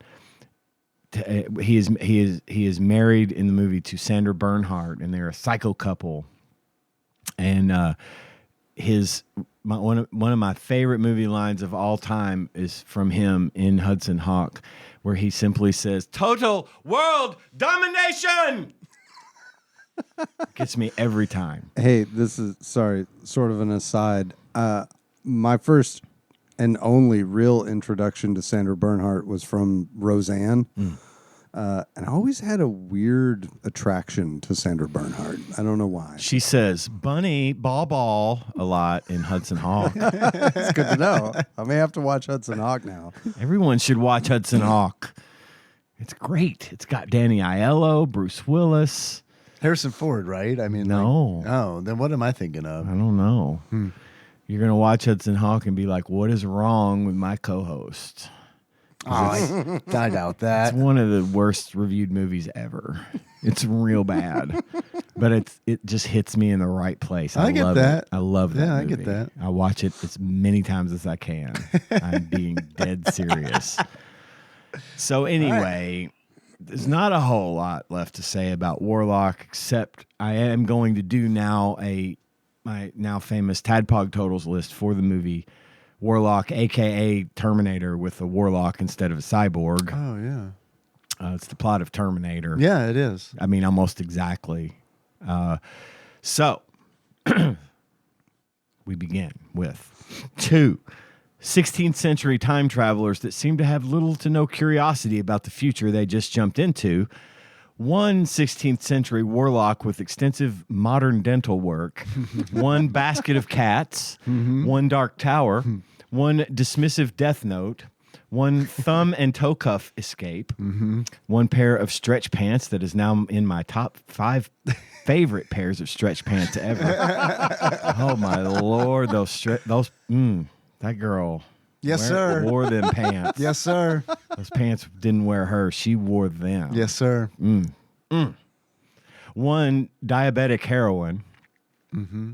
Heroin as in female hero, not heroin. Okay, drug. it took me a minute. Yeah. One diabetic heroin. One pair of globe earrings that are actual globes.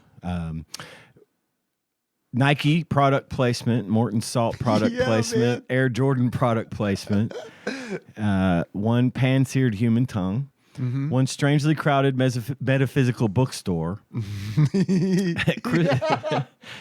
Crystal is real popular. The metaphysical bookstore. They were just crammed in there for a group seance, I guess. Crystal shard eye gouging, several hundred square feet of early 90s style bleached pine house trim. You remember bleached pine? It was all the rage in the 90s. It made everything look so fresh and modern. And now they're like 5 years later, always try to get rid of their bleached pine furniture and stuff. One tasered witch hunter, 1/3 demon Bible accidentally acquired while antiquing, 94 cents per gallon gasoline. One child body fat based flying potion. That kid was from Step by Step. Yes, that he was JT. It was JT from Step by Step. One warlock who flies and dresses like General Zod from Superman 2.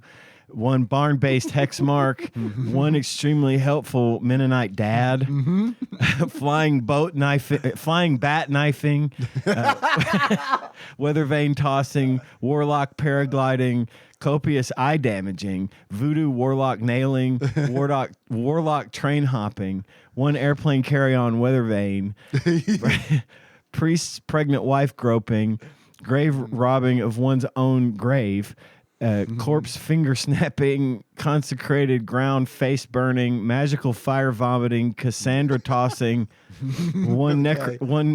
Cassandra with a K tossing, one Necronomicon knockoff that looks like it was printed at Kinko's, death by saltwater injection, meaty skull stomping, and one sexually frustrated Cassandra with a K. Wiz and Sage's acting, brilliant. Thank you awards go to Lori Singer as Cassandra with a K for saying, he talks English. And 20 fucking years and no parties. What a total ass burr.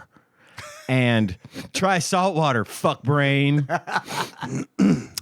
Next award to Mary Warrenoff as the bookstore owner / channeler for saying, I really only do group sessions. God. While talking to the sexy warlock. I didn't hear the air He's quotes pretty in that. sexy. Oh, okay. They weren't there. Am I recording? Yeah, I'm recording. Man, I was worried. Yeah. Now, how am I going to splice all this together? All right. Then my next award, Wiz and Sage acting. Brilliant. Thank you award goes to Brandon Call as the little football fan kid. Brandon Call being the kid from Step by Step, saying, you can't punt on first down. Nobody does that. Not even Tampa Bay. And, I never go to church. My dad hates all that stuff about Jesus and the 12 apostrophes. My next award to Richard E. Grant is Giles Redfern, the witch hunter, for saying, Satanists paint their faces, not goodly women. And, oh boy, I gotta gear up for this one. You got English. I can't. First of all, he's Scottish. And second of all, I can't get, this is a long one. Okay. And my tongue's not working right tonight. For saying, our interest lies in stopping those who would see all good falter. It lies in stopping the powers of misrule from coming of age. It lies in finding that damned book and thwarting a vile beast of a man who shall not rest until God himself is thrown down and all of creation becomes Satan's black hell besmeared farting hole. Woo! He really should win an award for that one. Yeah, I love a farting one. hole. I don't know about you guys. Farting hole. A hell besmeared farting hole, no less. Right? That's what you get after you eat at Prince's, right? Is a hell besmeared farting hole. I mean, one man's hell besmeared? Besmeared. Oh, I didn't know that was a word, but It's a Scottish thing, I guess. Yeah. I don't know. Julian Sands is the warlock for saying, I'll say good evening, even though it seems unwarranted. And tell me, Stuart, lest your children be born slugs of cold flesh. And Her death, compared to all others, will seem like a pink tea party. I like the slugs of cold flesh. I like that. Me too. I did like that line. A surprising 3.5 stars. Wisdom Sage says, check it out. I had a great time watching this movie. I like the movie. I liked it. Thank God.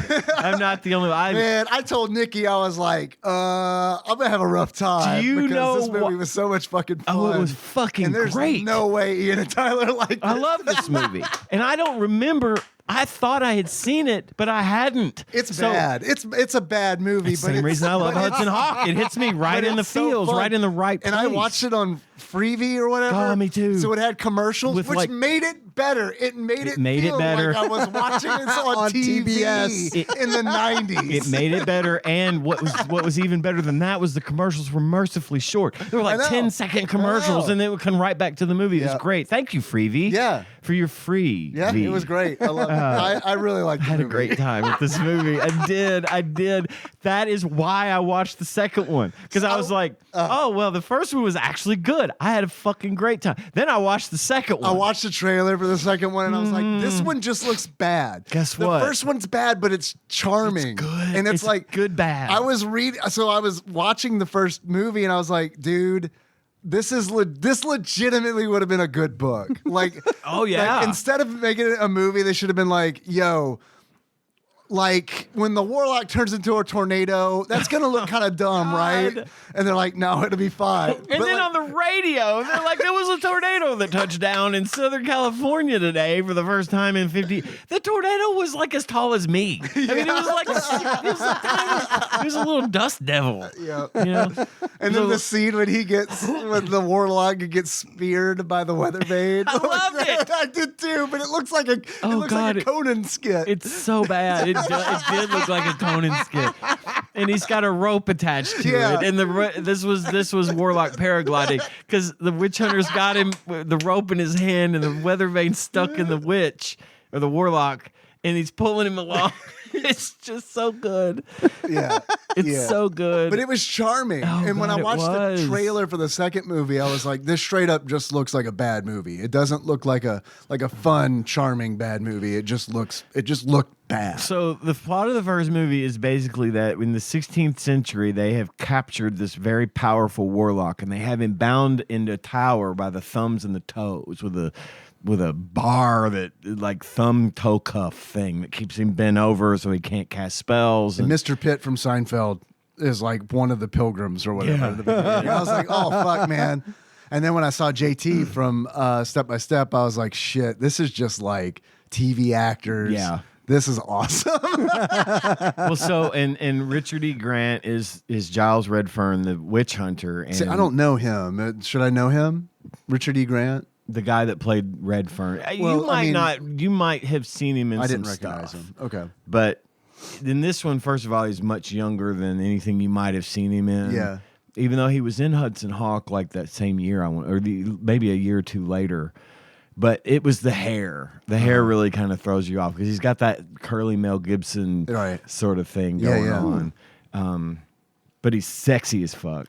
He wears the skins and the leathers and he was great. I thought his timing was great. Yeah, I thought he was good. I thought that he sold it, and I thought he sold it. I thought he sold it in kind of like a cheesy kind of like way where it felt to me like the movie knew what it was. Right. It didn't feel like it was trying to be anything that it wasn't. No, it was not. So the Warlock escapes by summoning the Dark Master and travels through time to modern day, 1989. He crashes through the dining room window of a gay dude's house, right? Who rents a room out to this woman who wears really tight stretch pants that are just amazing. They leave almost nothing to the imagination, and they were wonderful. And I'm so happy I got to see them. Her name, let me go back a step here because she's been in some stuff. I didn't recognize her, but that's no huge surprise. She is Lori Singer. It plays Cassandra with a K, and she was in Footloose. She was in the main squeeze in Footloose. She was also in The Man with One Red Shoe, starring Tom Hanks. She was in Fame, which I referenced last week, and a few other things. But I recognize her because I'd seen most of these movies. Sure, I haven't seen any of those. Anyway, so the Warlock is now tasked by the dark master of evil, Satan, to find the 3 parts of the demon Bible. The unholy Bible. The unholy Bible, right, yeah. yes, that have been scattered about over time to keep them from being put together again. Because it has God's name in it. And yes, God's real name. God's real name. And if you say his name backwards, if you know his name, then you have power over God, and you now can unmake everything. Right. Which has never seemed like a viable solution to any problem. Who wants to? Why? If you unmake everything, there's nothing there. You're gone too. So anyway, the Warlock is being drawn to the parts of the book, and the first part of the book is hidden inside a table in this gay dude's house. Right. And the gay dude gets his finger cut off by the Warlock. Yeah. And his tongue bitten out and spit into a frying pan. That reminded me of the Dark Tower. It did. Because I was like, was he like... the pan-seared tongue mentioned earlier. Got it. You got it in one. I was like, is he a type 2 vampire? Right. Because he's giving those type 2 vibes. Yeah, exactly. And so then the witch hunter finds his way to the future as well. Did they explain how that happens? Because I was like, man, I think I missed something. I thought I did too. They did not explain how Giles shows up. He just shows up also as a tornado. Right. Yeah, also as a tornado. So instead of a electric ball like the Terminator comes in through, it's a tornado. They come in a different element. Tornado. A dust devil. Okay. If you will. All right. So anyway, chaos ensues, right? They spend the movie chasing after the Warlock, who has almost got the book, and he almost gets the pages, and then he gets the pages, and then there's this Mennonite who paints a pentagram on his barn, and the big showdown happens. And I feel like that would be hard to. It'd be hard to get a Mennonite to paint. Well, he did it as a warning to anyone to let anyone who knows what's up know that this house has been bewitched, and it was like stay away. The witch bat sign. Yeah, it's like the bat signal, and the witch hunter. They're driving down the road, and the witch hunter sees the pentagrams. Like, holy shit! Before it worked. It worked. But when one of the main things in the movie that I kind of skipped was that the Warlock curses Lori Singer, Cassandra with a K, and takes her bracelet, and he says this spell that basically makes her age 2 decades per day. Why didn't he just make her his cleaning lady? That's a whole different show. Oh. Yeah. So she wakes up the next day and she's now 40.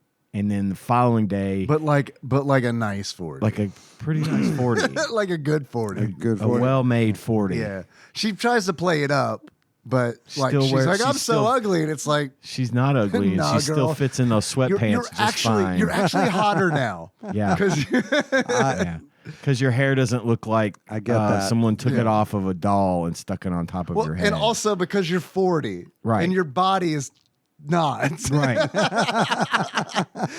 And then so the whole thing, her big motivation to keep helping the witch hunter is that she's got to get her bracelet back from the witch, or from the Warlock. If she can get the bracelet back, it reverses the spell. And then the next day she turns 60, and if she doesn't hurry up, she's gonna die. Yeah, of old you age. only got about 3 days if you're lucky, right? So yeah, she makes it. She gets the bracelet in a weird train running after scene. I like the train so tense because it was like she gets these nails like the witch hunter after the Warlock gets away from the barn where the Mennonite is. They hit him with the weather vane. They're trying to hit him with iron. They're trying to put the toe cuffs. And he doesn't have shoes on anymore because they took his shoes off to put the toe cuffs on. Of course, it seems like toe cuffs and thumb.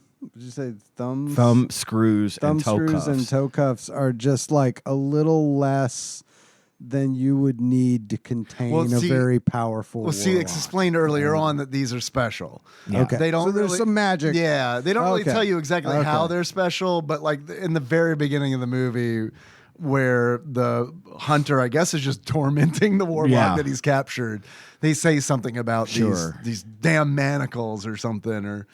Well, he gets away. He gets away in the chaos, and she goes to chase after him. But at this point, the warlock has like fucked with the Mennonite dude's eyes, and like the witch hunter's trying to. It was a cool part. Yeah. And the witch hunter's trying to help the Mennonite. He's like, go get some brass keys. And the girl's like, fuck that, I gotta get my bracelet. And he's like, take these nails and a hammer and chase after him. And when you see his footprints, hit a nail into the footprint and you'll cripple him. And so she's like running along, and she gets to the train yard, and the warlock has made his way into a boxcar. You see him in a boxcar. You see him in a boxcar, and then she's come up on there and she sees his footprint, and she sticks the nail in the ground and slams it in, and he just screams. It's so like the editing there is so perfect. Yeah. As soon as she hits that hammer, it cuts to him. Holding his foot, and at one point, and she keeps doing it. She's following the footprints. Right, she's following the foot, and she keeps hitting him, and he keeps screaming, and finally, he finds like to counter this, he finds a piece of wood and puts it on the bottoms of his feet, and so when she hammers the nail in, it's like it's going into the wood and not his feet. It's cool. They really went, kind of extra on the spell stuff. Yeah, I loved all the spell stuff, because all the spell stuff reminded me of reading like a Hellboy comic, where it's like there's spells in Hellboy, but it's this like old English kind of spells where it's not like fireballs and like and it's more like curses and just shit, just crazy like shit. He has hammer and nail like in a footprint. voodoo sort of stuff. One of the witch hunter's main weapons is a whip, and he had the Morton salt, and he was like putting it on the whip and chewing on the leather to salt the leather, so that when he used it against because witches hate salt, and iron, and all that is really, it's clever that that's how they teach the audience. They teach the audience early on in the movie from that one scene that salt's bad for witches. Exactly, and explains how she kills them at the end with the. So she's chasing him. She's putting, and then the nails aren't working in the feet. And she's like, "What the fuck?" Well, she finds a place where he had fallen on his face, and there was a print of his face in the dirt. And so she went, okay, and stuck it in that and hit it. And oh my God, he screams, because it goes into his head. Yeah. And he fucking passes out, and his arm's hanging out of the boxcar with her bracelet on it. And then the train starts moving. So she's like running after it at 60. Yeah. Having just turned 60 after hot 60 though. Yeah, a hot 60. A good 60. Yeah. Trying to get her break, and she falls, and she gets up and goes and falls, and they don't really tell you if she gets it until the next scene where she shows up, but like the sun's behind her. And then she has the reveal that she's young again, and she's saved. She's been saved, and she has her Han Solo moment where she's like, "I've done my bit. I'm out of here." But Princess Leia's him, her Luke's her. Good luck in your rebellion. And convinces her to go along, and then they end up having a final showdown in the graveyard, where the last pages are hidden in a grave. Mm-hmm. I loved this part. I thought it was great. It was great, which was Giles Redfern's grave. Yeah, he was buried with the pages, and he was freaking the fuck out. It was so fucking funny because like they had to crack the grave open to get the pages out, because you see the graves were being moved from unconsecrated ground in the graveyard to another part of the graveyard that was not consecrated. So the warlock couldn't get the pages on the consecrated holy ground. But now that they're on the ground, that's a warlock, right? Yeah, he's a warlock. So they pry open the casket, and like he's over there going, like freaking out. and she's trying to get the pages out of his hand, and she has to snap his finger bones to do it, and he's just having to fucking come apart. It's just a really great scene. Yeah. And then they fight, and she's diabetic, which again, I thought, why the fuck do we have to know that she's diabetic? Yeah, because they make it a point early on in the movie that she's giving herself injections. It's because she has syringes, and she gets tossed in the bay, realizes that the salt water fills her syringes with salt water, and then jabs him into the Warlock's neck, and it kills him. It melts him. He just turns into this flesh-covered skeleton. It was so gross. Dude, when he is defeated and like he's on the ground and like his body is burning, that looked so fucking good. Like that's like really not a joke. Did. Like it looked really good. Where it was like, and I haven't seen it, but I feel like that's probably some shit they would CG now. Yeah, you know, and absolutely. It's like, man, there's something to be said for practical effects. Nothing looks quite as real as when you really do some shit. Yes. Also some really bad CG in there is some bad CG. I mean, there's 1989. Yeah. I figured. This was real. Honestly, as far as effects go, this was a crapshoot because I felt like some of it was really, really good. Like there are some effects with the Unholy Bible, where it like rejoins. That was not done with CG. That looked really good. It was very Army of Darkness, Necronomicon style, stop motion type of thing, and that's one of the things I found so charming. Same. It rang so many of the same bells for me that Army of Darkness did. Necktie. Not Verata. Might have an achievement. But anyway, this was a great, I love this movie. Yeah, I had a great time watching it, and I'm super glad that we rolled this because I don't know that I would have watched it. And I thought, definitely wouldn't have. There's no I thought I would. I thought I had seen it before, and I haven't. Oh, so I got mine mixed up. For whatever reason, I kept thinking that Warlock was the movie Phantasm. It's not. Okay. And when Warlock, even before it started, like looking at the poster, I was like, oh, this isn't the movie I was thinking of. And then I did a Google search for like movie with mansion and ball.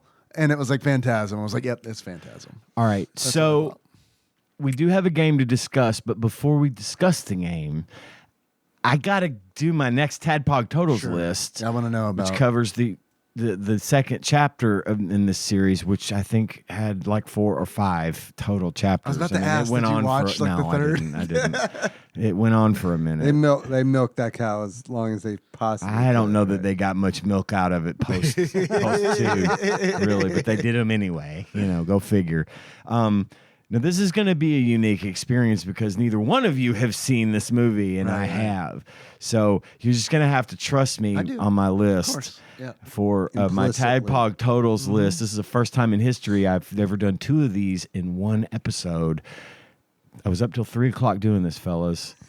Patreon.com/TADPOG. Money, please. It needs to be patreon.com/money, please.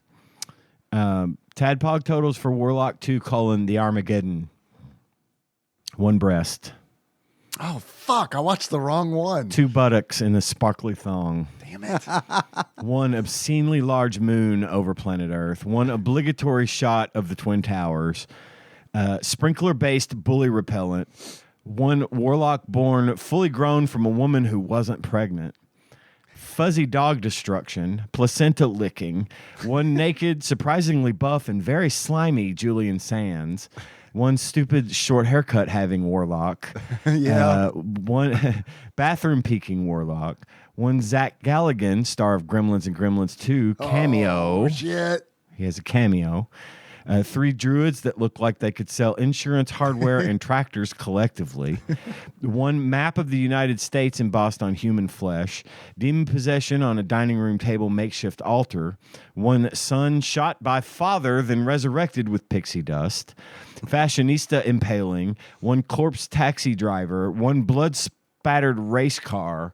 Remote Warlock stabbing, bunny rabbit squishing, clumsy baseball telekinesis, remote paper bag popping, little person coin biting, little person spiked sarcophagus murder, worst house of mirrors ever, mirror universe banishment, nonchalant tree arson, loose cannon druid elevator slaughter, receptionist mouth erasing, one rich man turned into a Picasso sculpture, wild squirrel befriending, tree laughter, telekinetic motorcycle disassembly, tree applause, girlfriend resurrection, lot lizard abandonment, lot lizard scalp removal, bully choking, tree voyeurism, one graveyard makeout scene, pre-battle pillow talk, Main Street crucifixion, Main Street shotgun showdown, invisible stairs descending, finger gun double murder, sexy motorcycle riding, tree branch impaling, sexy truck bumper bondage, Evil Dead style tree binding, windshield wiper remote activation, KC light based Satan banishment, holy dagger, ping pong, and warlock splintering. Jesus, that was a long I was up late. I must have been in a stupor. That was a long list. Like from that list, though, I kind of want to watch the second one. It does sound pretty good, to be honest. So your list may be like a little too good. Okay, well, Wiz and Sage's acting. Brilliant thank you awards go to R.G. Armstrong as Franks for saying, "What's the matter with you, boy? Dead for half an inning and you come back with a screw loose." What the fuck? Chris Young as Kenny. I wish people could see the look you gave after you said that. So bad. Chris Young is Kenny Travis for saying, "Why did you kill me, Dad?" And 2 days ago, my dad shot me and brought me back to life, and now I'm some kind of walking zombie that's supposed to fight the forces of evil or something like that. I don't know.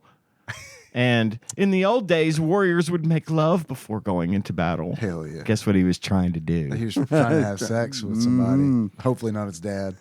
Next award goes to, no, not his dad. Okay, Next award good. goes to the woman he was trying to have sex with, Paula Marshall, is Samantha Ellison for saying, "You don't look so tough now, do you, Blondie?" And Julian Sands is the Warlock for saying, "Happy trails, partners."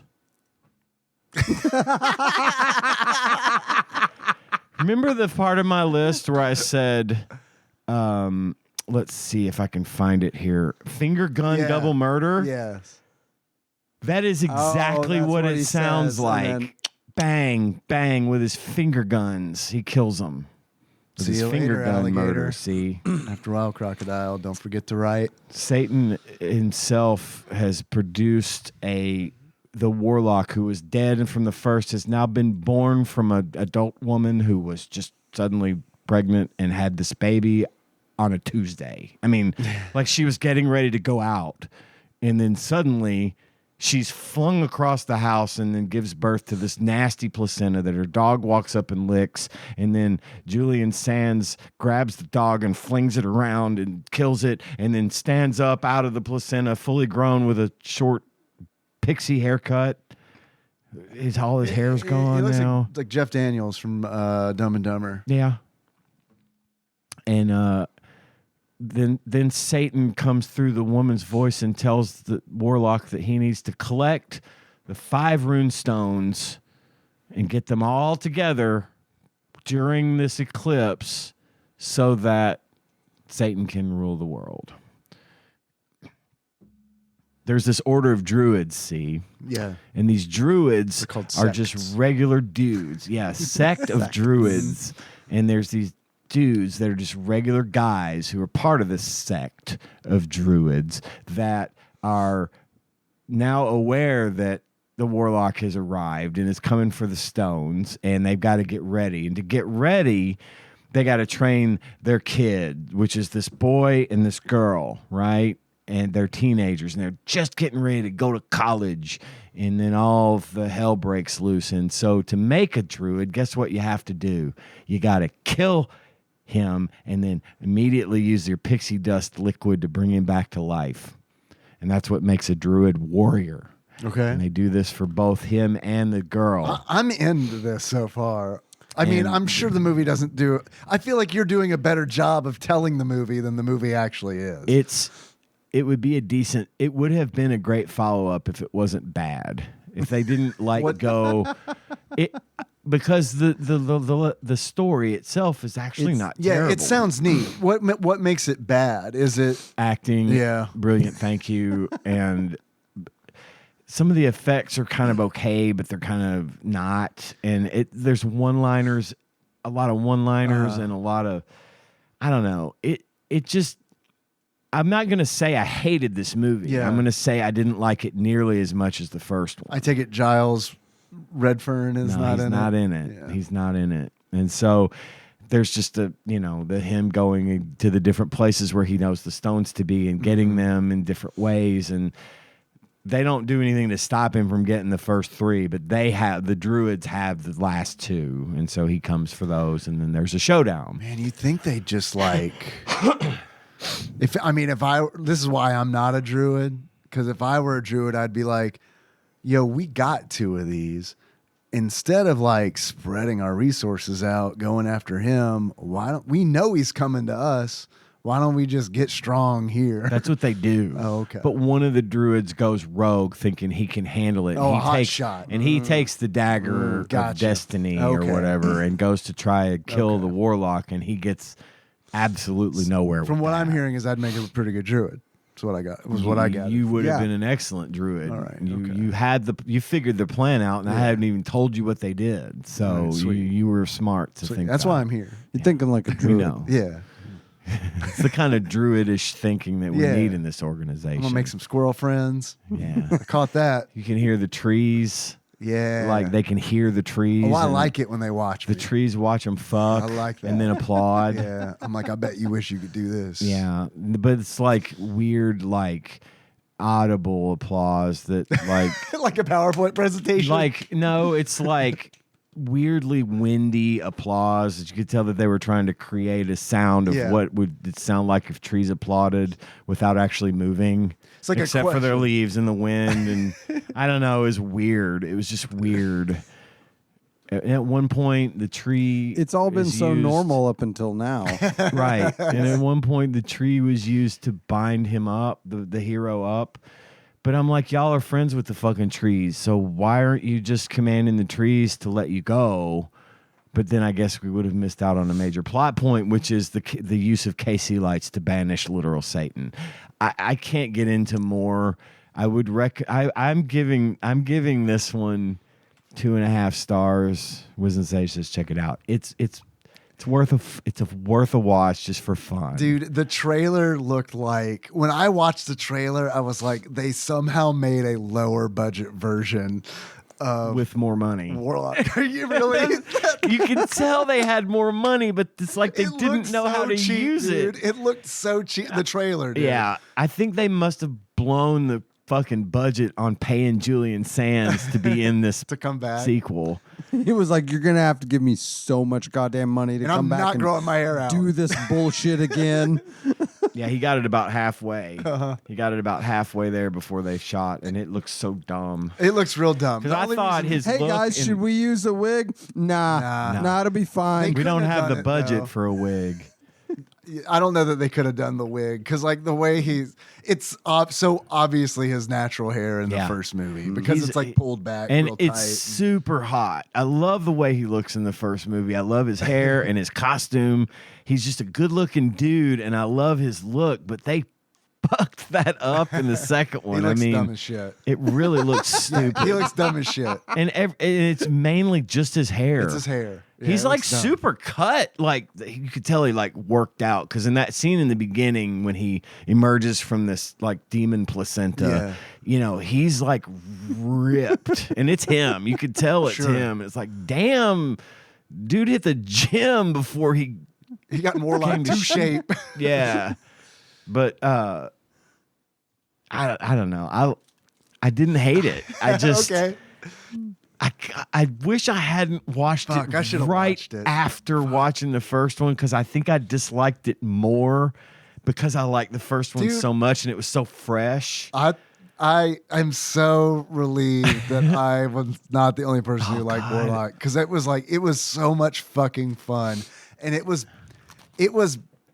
a bad movie, but like in that way where it's like it just felt like I was watching a fucking bad movie on cable On in the USA Up All 90s. Night I mean, or it totally something? did. Yeah. And it was like, man, I haven't had this Up experience all night. in a minute, and I like it. I'm here Something for it. I guarantee you it was on Rhonda Shear Up All Night. It would fit if it At one wasn't. point. It's a shame that it wasn't. But I had a good time with this movie, these movies.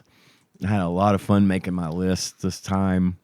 because it was just begging for my list. But you also had a lot of fun with the game, right?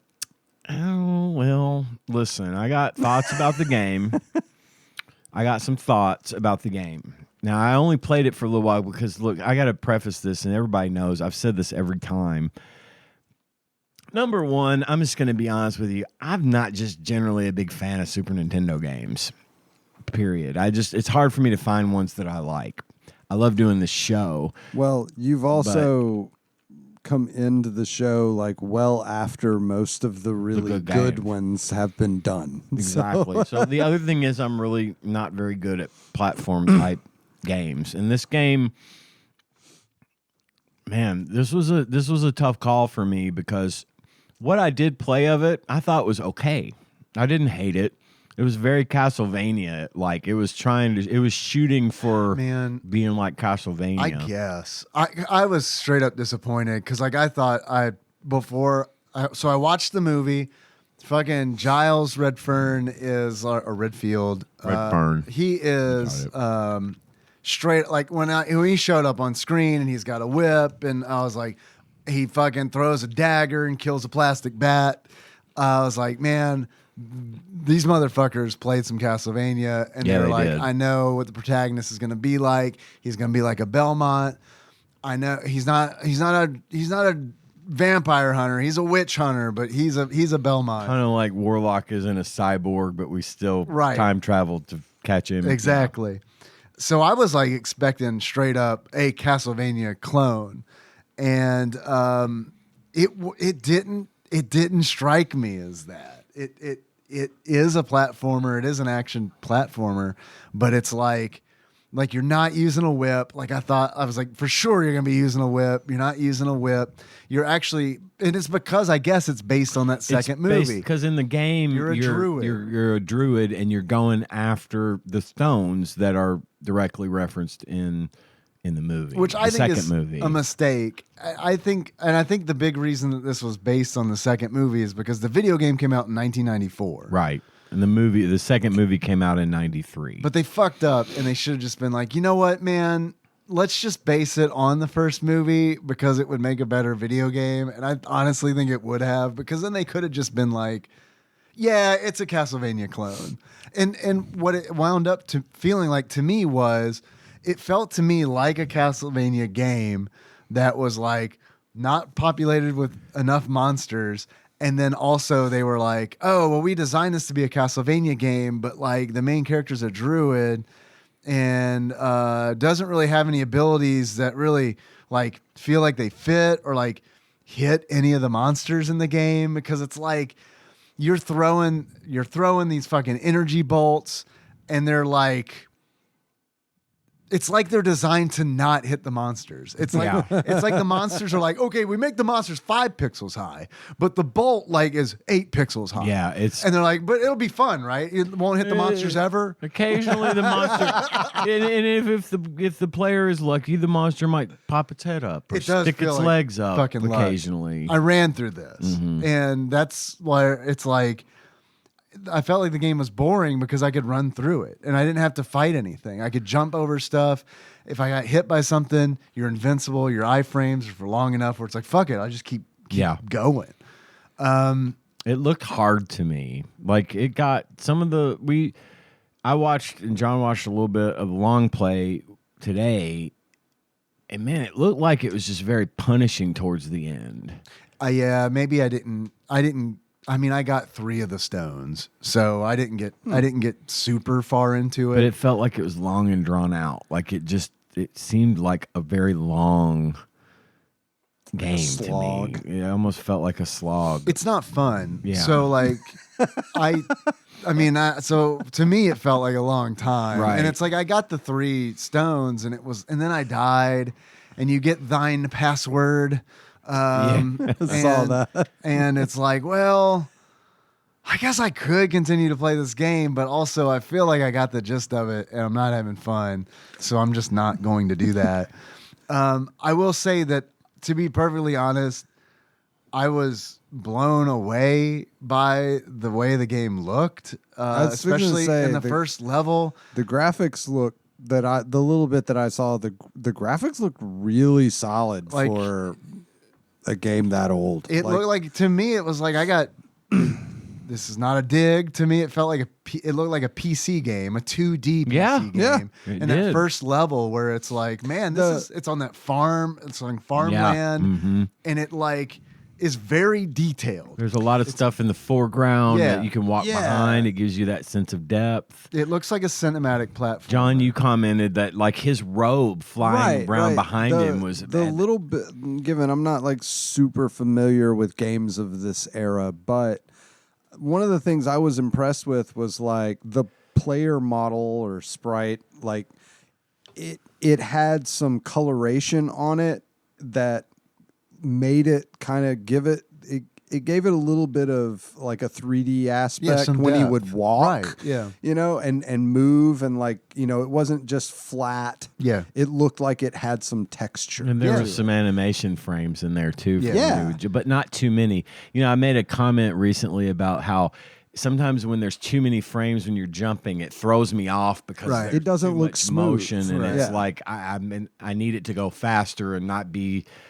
I don't trust that my feet are going to land where they're supposed to land because I'm seeing all this motion. But they found a nice balance there, in the jumping and the movement. It felt, I won't say snappy, but it felt better than I expected it to, given the animation. It ran really well, and it was well made. I want to say even the lightning bolt effect, I thought looked really good. I think the game looks really good. He mentioned also that it was cool that you can shoot at a 90 or at a 45-degree angle with it. Yeah, you can shoot. You couldn't shoot directly up, which is really annoying. But because you've got this orb that you can use, and it follows you around. You can use it to. It takes a long time to use. Right. And by that I mean it's not very responsive. Right. You hold the button down and there's a delay, and it's got a real good range.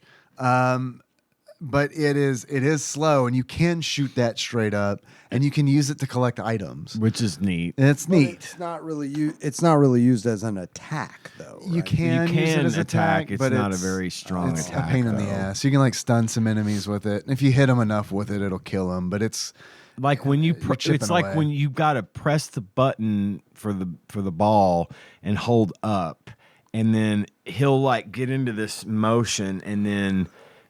It's like he's casting a spell, and then he makes it go up and do its thing. So it's not like, bam, you hit it. Right. You got to stop what you're doing and want to move it the way that you do. And in that way, it seems it's kind of neat. It is neat. Because that's a very strange feature that I've never seen. Yeah, it's a weird mechanic. But and it is useful for picking things up out of areas you can't reach. That's what it's there for. So I thought that was kind of cool, even if it wasn't super useful all the time. I mean, it would have been you can upgrade your primary attack, but it gets downgraded fairly easily. I would have liked to have had a little bit more variation in the attacks and the weapons. You get more. I agree with you. More weapons would be nice. You do get spells that you can use more often than not. I found restorative spells. Yeah. Which I like the life meter a lot. The life you skull. Your face melts falls off. As I thought it was damage, weird. Your face gets more fucked up. Because I was like, how fucked up is this got to get before I actually die? Right. Because it kept getting a little worse and a little worse. I'm like, man, I got a lot of hits because this guy's fucked up looking. But it's a weird little way to see your health, and that felt very not maybe risque, but that felt a little gory for a Super Nintendo game, which I don't have a problem with it, but it felt like one of those where it's like, how did they get this one by Nintendo? Right. One of the things you could get were you get this thing where these little triangles fly around you that kind of do damage. It's like a little orbital triangle. Oh yeah. And they hit things and do damage.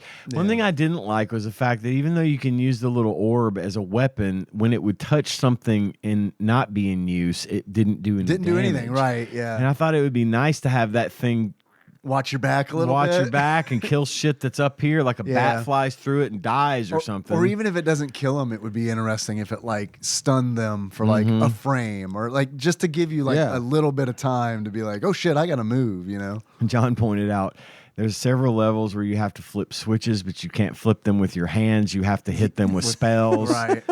And so there was just some stuff. I mean, even the long play I watched, the guy was struggling in some parts. I mean, it's it was just a lever sticking out of the wall. Yeah. It's like you're standing right next to it, and you got to just fucking push zap it up. But no, you have to shoot a fucking lightning bolt at it. I don't. Yeah, that It gave me irked me a little bit. It gave me Jurassic Park for the Genesis vibes, is like what it kind of felt like to me, because that's also not a good game, but it looks kind of like a cinematic platformer, but it isn't exactly. My I don't know, my baseline for cinematic platformer is always like, can you hold on to a ledge and pull yourself up? Right. And it's like, if you can, then I'm like, that's definitely a cinematic platformer. Yeah. Man, it's not a recommend for me, although to be honest with you, it was better than I thought it was going to be. Yeah, I agree. My skill at these games notwithstanding, I didn't hate what I played, and what I watched of it seemed all right. I mean, I guess if you've got time to kill and you want to, play it. I think it's fine. It's not the worst game I've ever played. But it's not the best either. This game is mid, as the kids say. It is mid. It is mid. Very it's not mid. fun. It's not bad, but it's mid.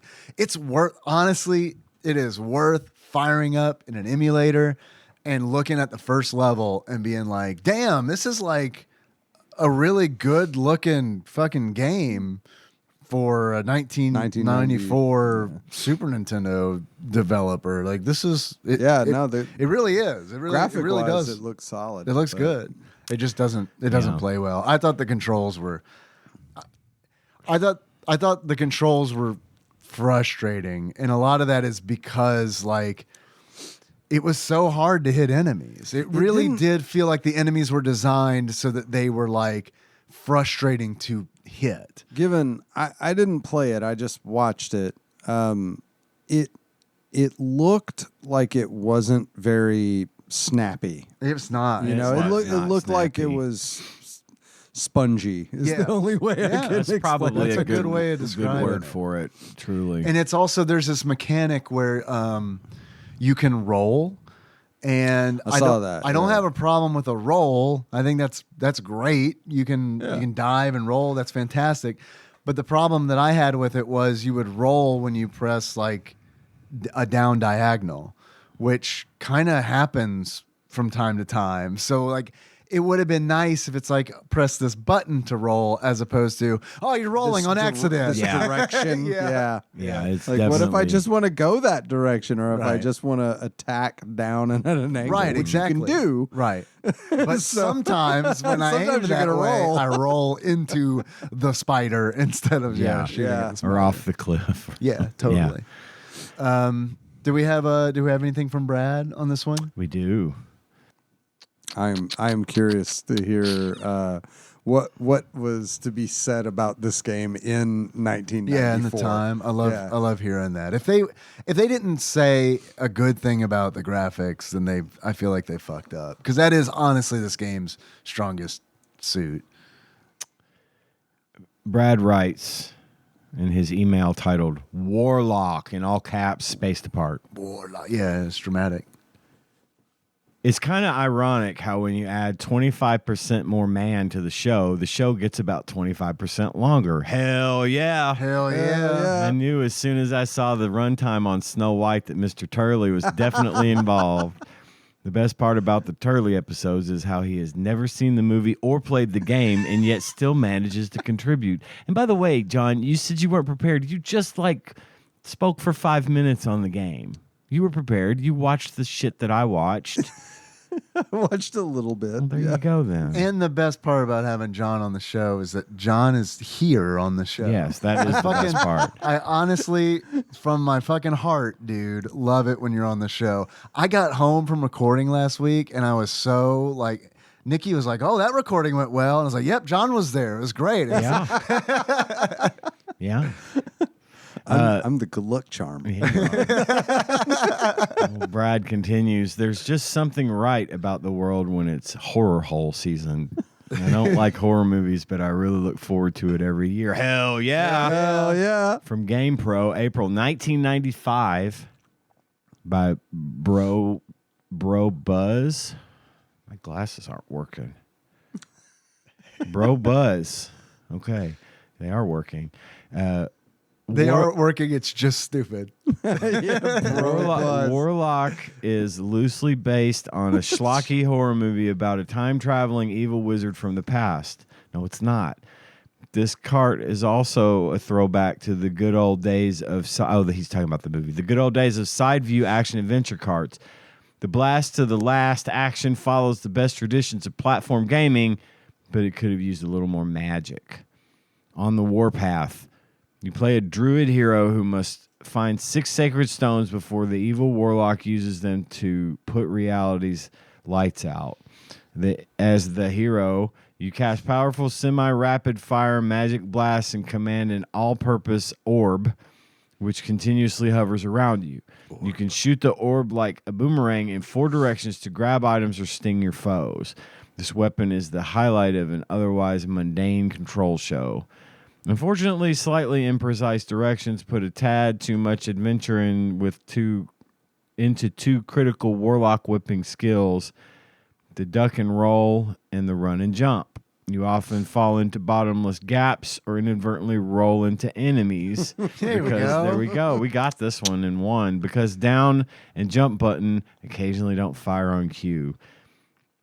Next section is called B-Movie.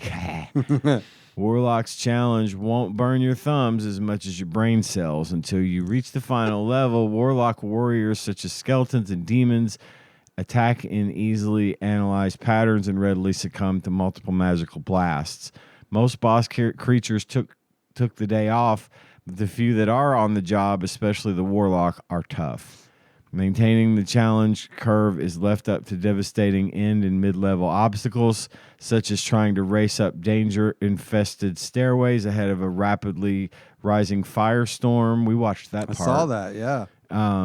Moreover, the quest for each stone gets successively longer and more difficult, which they warn you. The game warns you after the first level. It's like it's going to get harder from here. Just know that. And it does. And it should. That's scaling. That's good. Warlock's visuals need some pizzazz. The backgrounds are dark, deep, and dangerous looking, but the character sprites appear flat and indistinct. No, that's not. I disagree. Yeah, that's the exact opposite. I disagree. In my opinion. The sounds are sinister. Like the one fucking thing I noticed. Yeah. You know? The sounds are sinister and as organ-based music jams ominously. The audio effects are few but fierce. Warlock worries. Warlock won't set your system on fire, but despite sometimes frustrating controls, it's a good intermediate adventure with some truly challenging puzzles. However, Warlock is definitely no lock. What's that mean? Definitely no lock. Okay, Bro Buzz. Good writing there, pal. Not my lock of the week. At one point in the game, like if you die, a picture of Julian Sands appears on your screen, like with his stupid hair. It looks like a headshot from his like. It's his headshot that he gives to producers. Right. It's got his signature on it. Yeah, if you want me on your Super Nintendo game, here you go. He got paid for that. Warlock won't cast a spell over you, but it will give you a good intense workout. Graphics 3.5, sound 4.0, control 3.0, fun factor 4.0, challenge intermediate. I think they got them all backwards. Yeah. Graphics and controls were the same. Yeah, that's fucking... And and I knew the controls were not great from just watching the game. They're not good. And the graphics were literally the only thing that was like, oh wow, that's impressive. Yeah. Here's an ad from. Was flat. I know. Did he play the same game?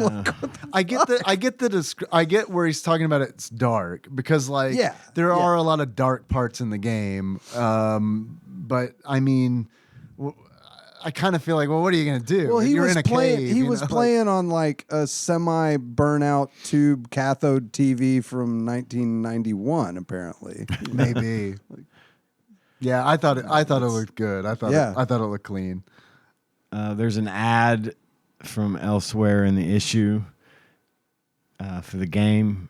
It says, Brad writes, please get permission from whoever pays the phone bill before calling the number. Oh, is there a number on there? A number. It just says in black background with red letters, beware the ultimate evil of Warlock. Coming April 13th, the evil unfolds. You want the number? Oh yeah, we're gonna call it for sure. What's the number? 516-624-9300. Hello. Hi. We can help you find another business in the area since the number you called is not in service. I'll look for you now. Find me another Warlock business. Press any key to continue.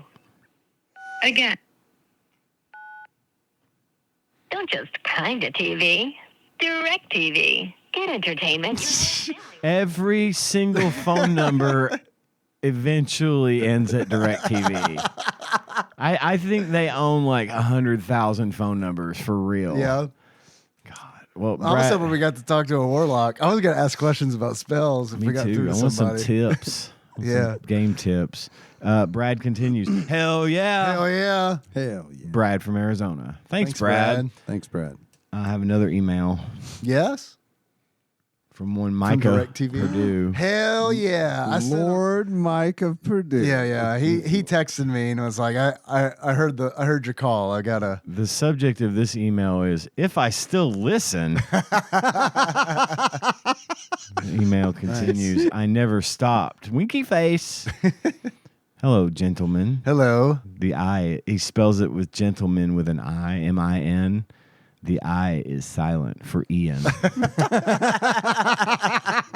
Micah continues, don't call it a comeback. He was here the whole time. Would you rather? I would. Pull your own thumbnail out with a fork or nope.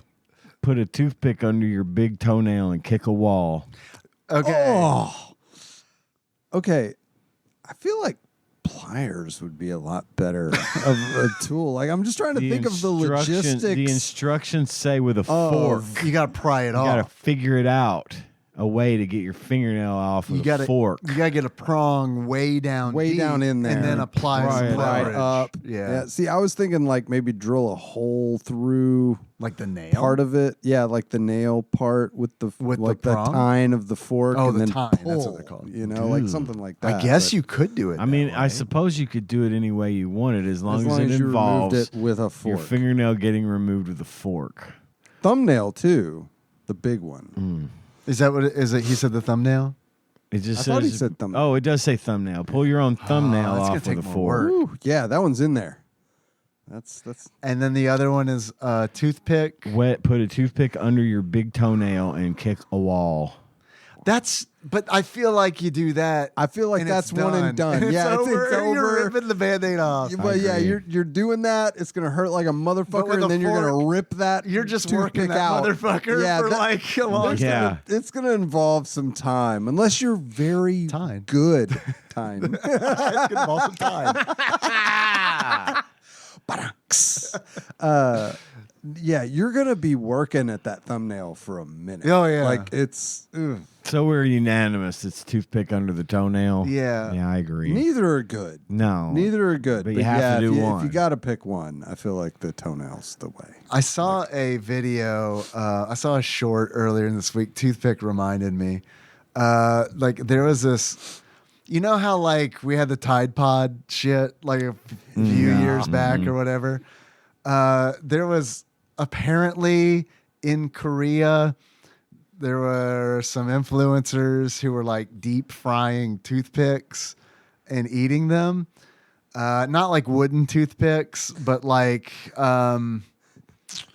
the little plastic like floss things. They're not plastic. They're that would melt. Yeah. Yeah, it's not plastic. It was like some kind of food material, but it's not made for human consumption, but it's one of those where it's like, oh, it's made out of like the part of the food we can't sell yet kind of deal, you know? Oh, yeah. So if it's accidentally made out of, like, consumed, pumpkin it won't kill you stems or kind some of thing. shit. Yeah. You know? They had to issue a thing where it's like, don't do this. It's not made for human consumption. And it's like, but you see what after they fry them, they're all puffed up. They look like curly Cheetos essentially, except they're green, you know? Yeah.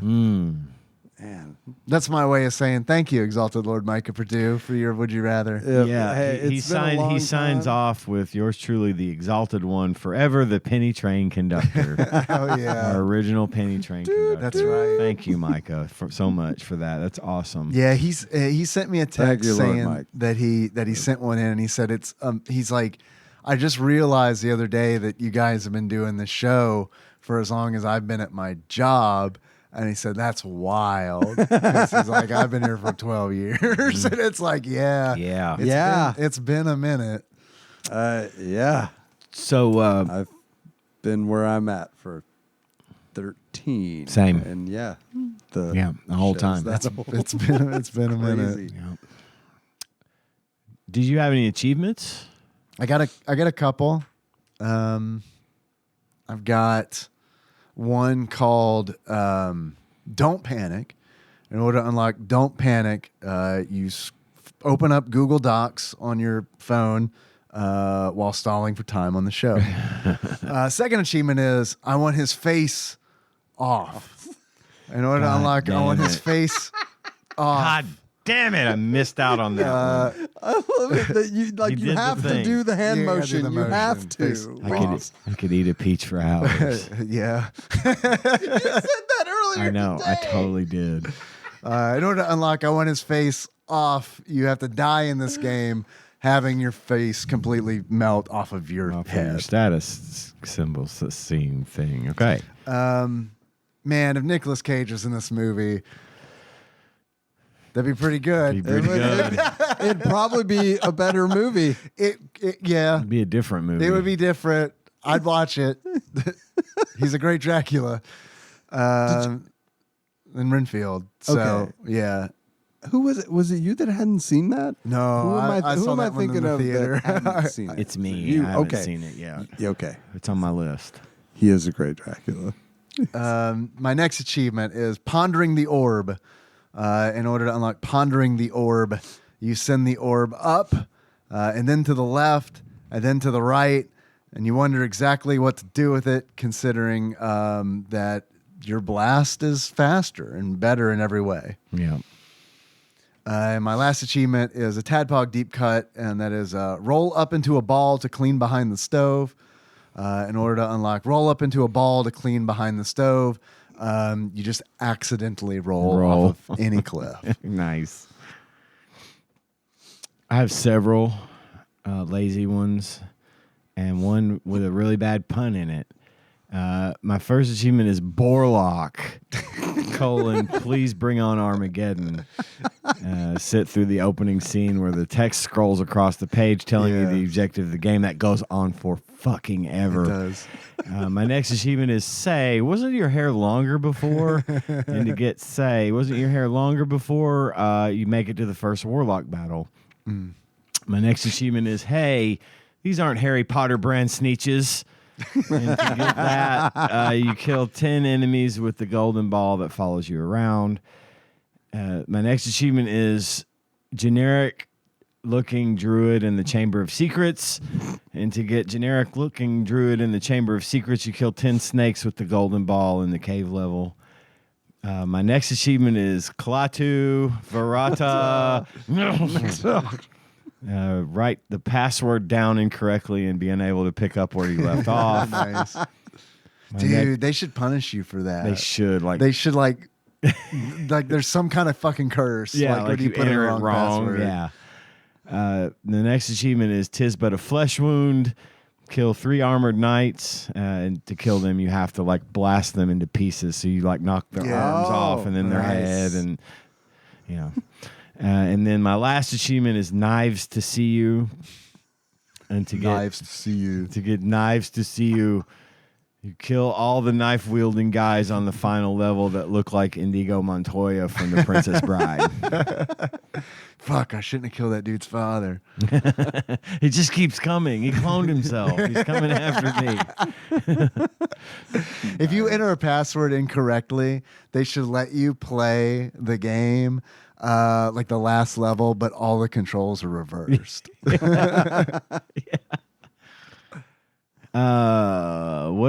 do we think Flopsy has to say about Warlock? And John, if you'll remember, we do this collectively now. We do this as a team. Oh, that's right. I'm gonna go.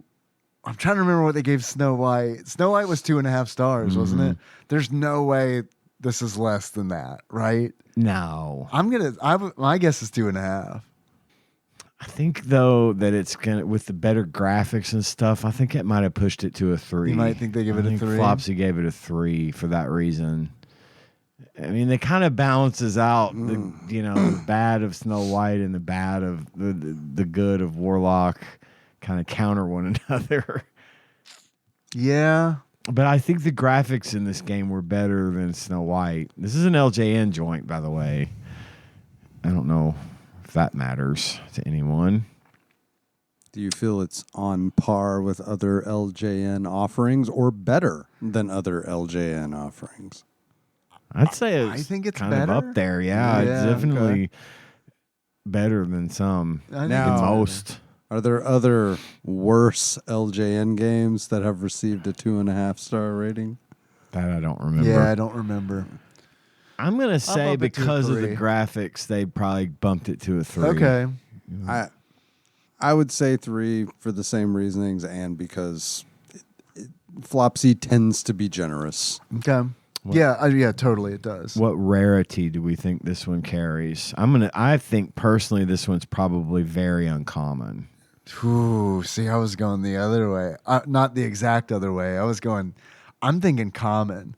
Really? Yeah, I'd never heard of it, but it's 94. Warlock was a franchise. It was a thing. It was a franchise. wrong. So someone spent money on the licensing for it. So it makes me think they're going to put out at least Julian a decent Sands' amount. picture appears in the game licensing money. Right. Is 94 would be kind of in the middle. Yeah, of it the is. run. It is. Yeah, 3 years in.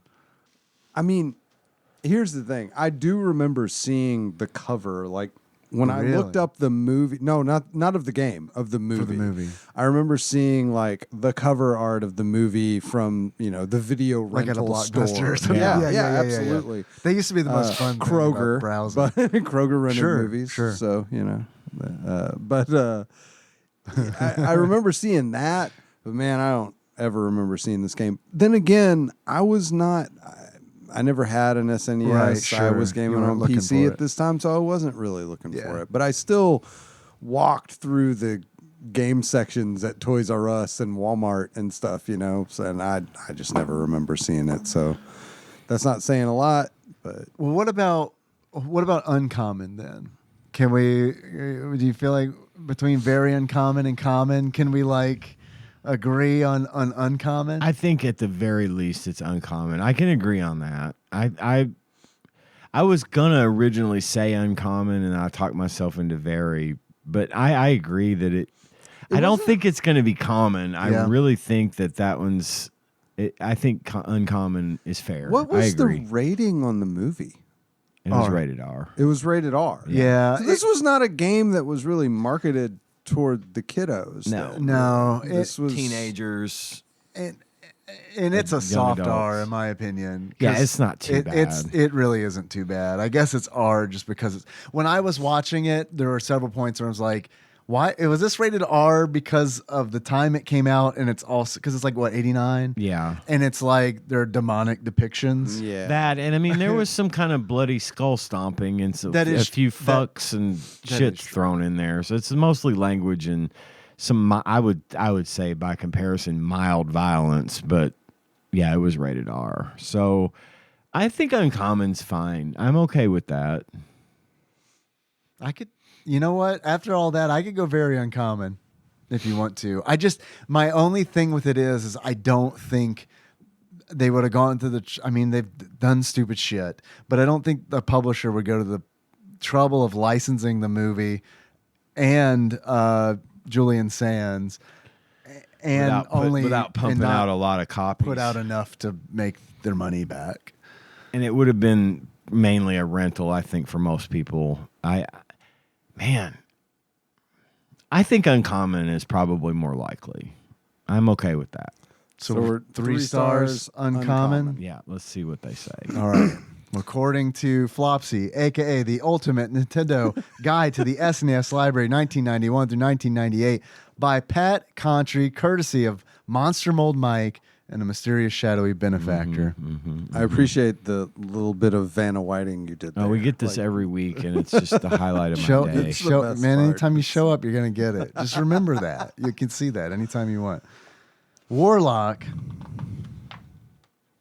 Got some pages sticking together here. Oh, it's like it's cursed. Oh, man. If only our dehumidifier was working. That is true. Patreon.com/that. Money, please. Warlock. You need light? Availability. I'm good. Okay. So far, so good. Availability. Uncommon. Nice. All okay. Right. Yeah. We Our settled. Compromise worked. We settled and it worked. Yes. This game's rating 2.5 stars. Missed it by that much. Damn. We were close.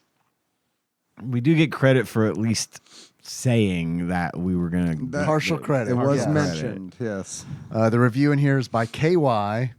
KY's reflections are: it didn't have high expectations from a title based on a 1993 sequel to a movie that flopped.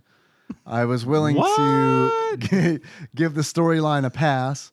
The sun and moon align a couple of times a year. But the movement in the game is beyond help.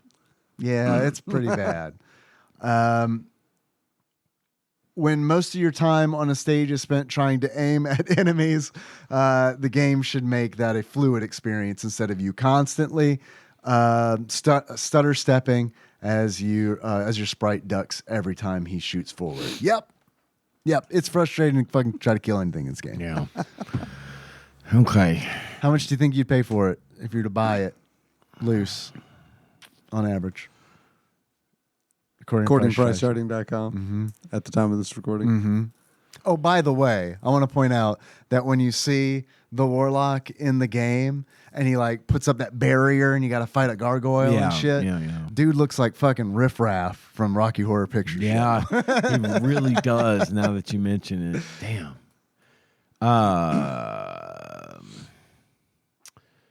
Be a little more conservative on this one.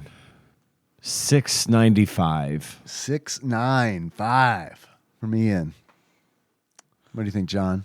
Uncommon, 2.5 stars. Shitty game based on a B movie. But not too shitty. Shitty adjacent. $5.50. $5.50. Actual retail value of Warlock for the Super Nintendo, loose, on average, according to PriceCharting.com at the time of this recording, is $11.31. That was way off. Not that bad. I'm usually off by like tens of 20s of dollars. Yeah, you guys are both. I mean, I would say that's in the range. Is it worth it? If I were actively collecting, man, I would like to get this for $10. I bet you could negotiate 10 for this one. Fine. I would $10 shipped, That's going to be tougher, but yeah, $10. Okay. $10 flat. Sure, I would buy this. You can find it at the expo for that. Maybe they are typically pretty reasonably priced, but I find it's hard to find deals at the expo. You're paying fair market value, Right? for stuff. Yeah, the people there know what their shit is worth, Right? Usually, right. I feel like you might get a deal on this one, though. I know what I've got. I know what I've got. Oh, come on, is what I'd say. Yeah. Oh, come on. I gotta ask you a question, Okay. Dave. Oh fuck yeah. If you had to give this game a beard that Yes. sums up how you feel about it, what kind of beard would it be? All right. So imagine you're a dog. Okay. And your owner just shot a demon placenta out of her pussy. Mm-hmm. And your instinct... Happens more often than you might think, John. Yeah, don't laugh. It's not funny. This is a very serious thing. Very serious. I'm sorry. It's serious. Okay, dog, demon placenta. Demon placenta. Pussy. I'm a dog. And you were like, God damn, that shit looks good enough to lick. Tasty. It smells delicious. And you go up and you lick it, and the placenta juices get on your chin Yeah. and run down.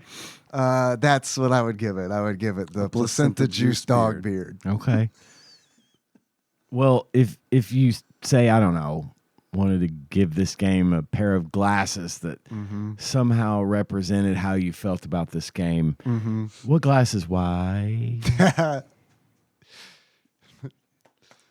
Well, I would give it. So imagine that you are magically transported by the devil from the 1600s to the late 1900s. Okay. Mm-hmm. And your dark lord and master, not being very kind, decides to transport you to this world, not safely with your feet on the ground, but by throwing you through a window of a residence, and glass goes everywhere. And then some of that gets in your warlock eyes, causing you great distress and bleeding on the ground, which a hunter then uses to put into a compass and track you, which makes me feel like you're following the beam a little bit. Really cool thing, by the way. Very cool. I loved that part. Anyway, the little bits of glass that get in your eyes, I would give it those. I love that. That's good. Good beard and glasses. Thank you. Yeah. Thank you. I totally planned those. Very apropos. Okay. Well, that's Warlock. That's Warlock for the Super Nintendo. Available at your local Toys Check R Us. it out at your discretion. For the low price of $11.95, apparently. That's right. Or more. We don't know what we're doing next week. We got an idea, but I think we're probably gonna do. We're probably gonna do an all calls kind of easy day because it's gonna need to be easy. Yeah, it's in a couple days. There's some scheduling issues that are gonna keep us from being able to fully invest ourselves in the next project. So we'll do some all calls, maybe some drafts if we can. I don't know. It depends on who else here, but we'll do something. There will be a show. There will be a show, as promised to our stockholders every single week. That's right. Increased profits.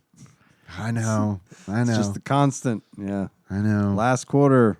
Got to beat last quarter. Dude, last quarter was bad. Was real bad. Yeah, last quarter was real bad. It was really super bad. Patreon.com/TADPOG. Let me put it this way. It's a good thing this is a passion project. Yeah. We would certainly in no way, shape, or form be able to make a living off of this. Not even one of us. Yeah. Maybe not in any country. In any country. Like in countries where baby pesos are used, it still wouldn't be enough. Happening. No.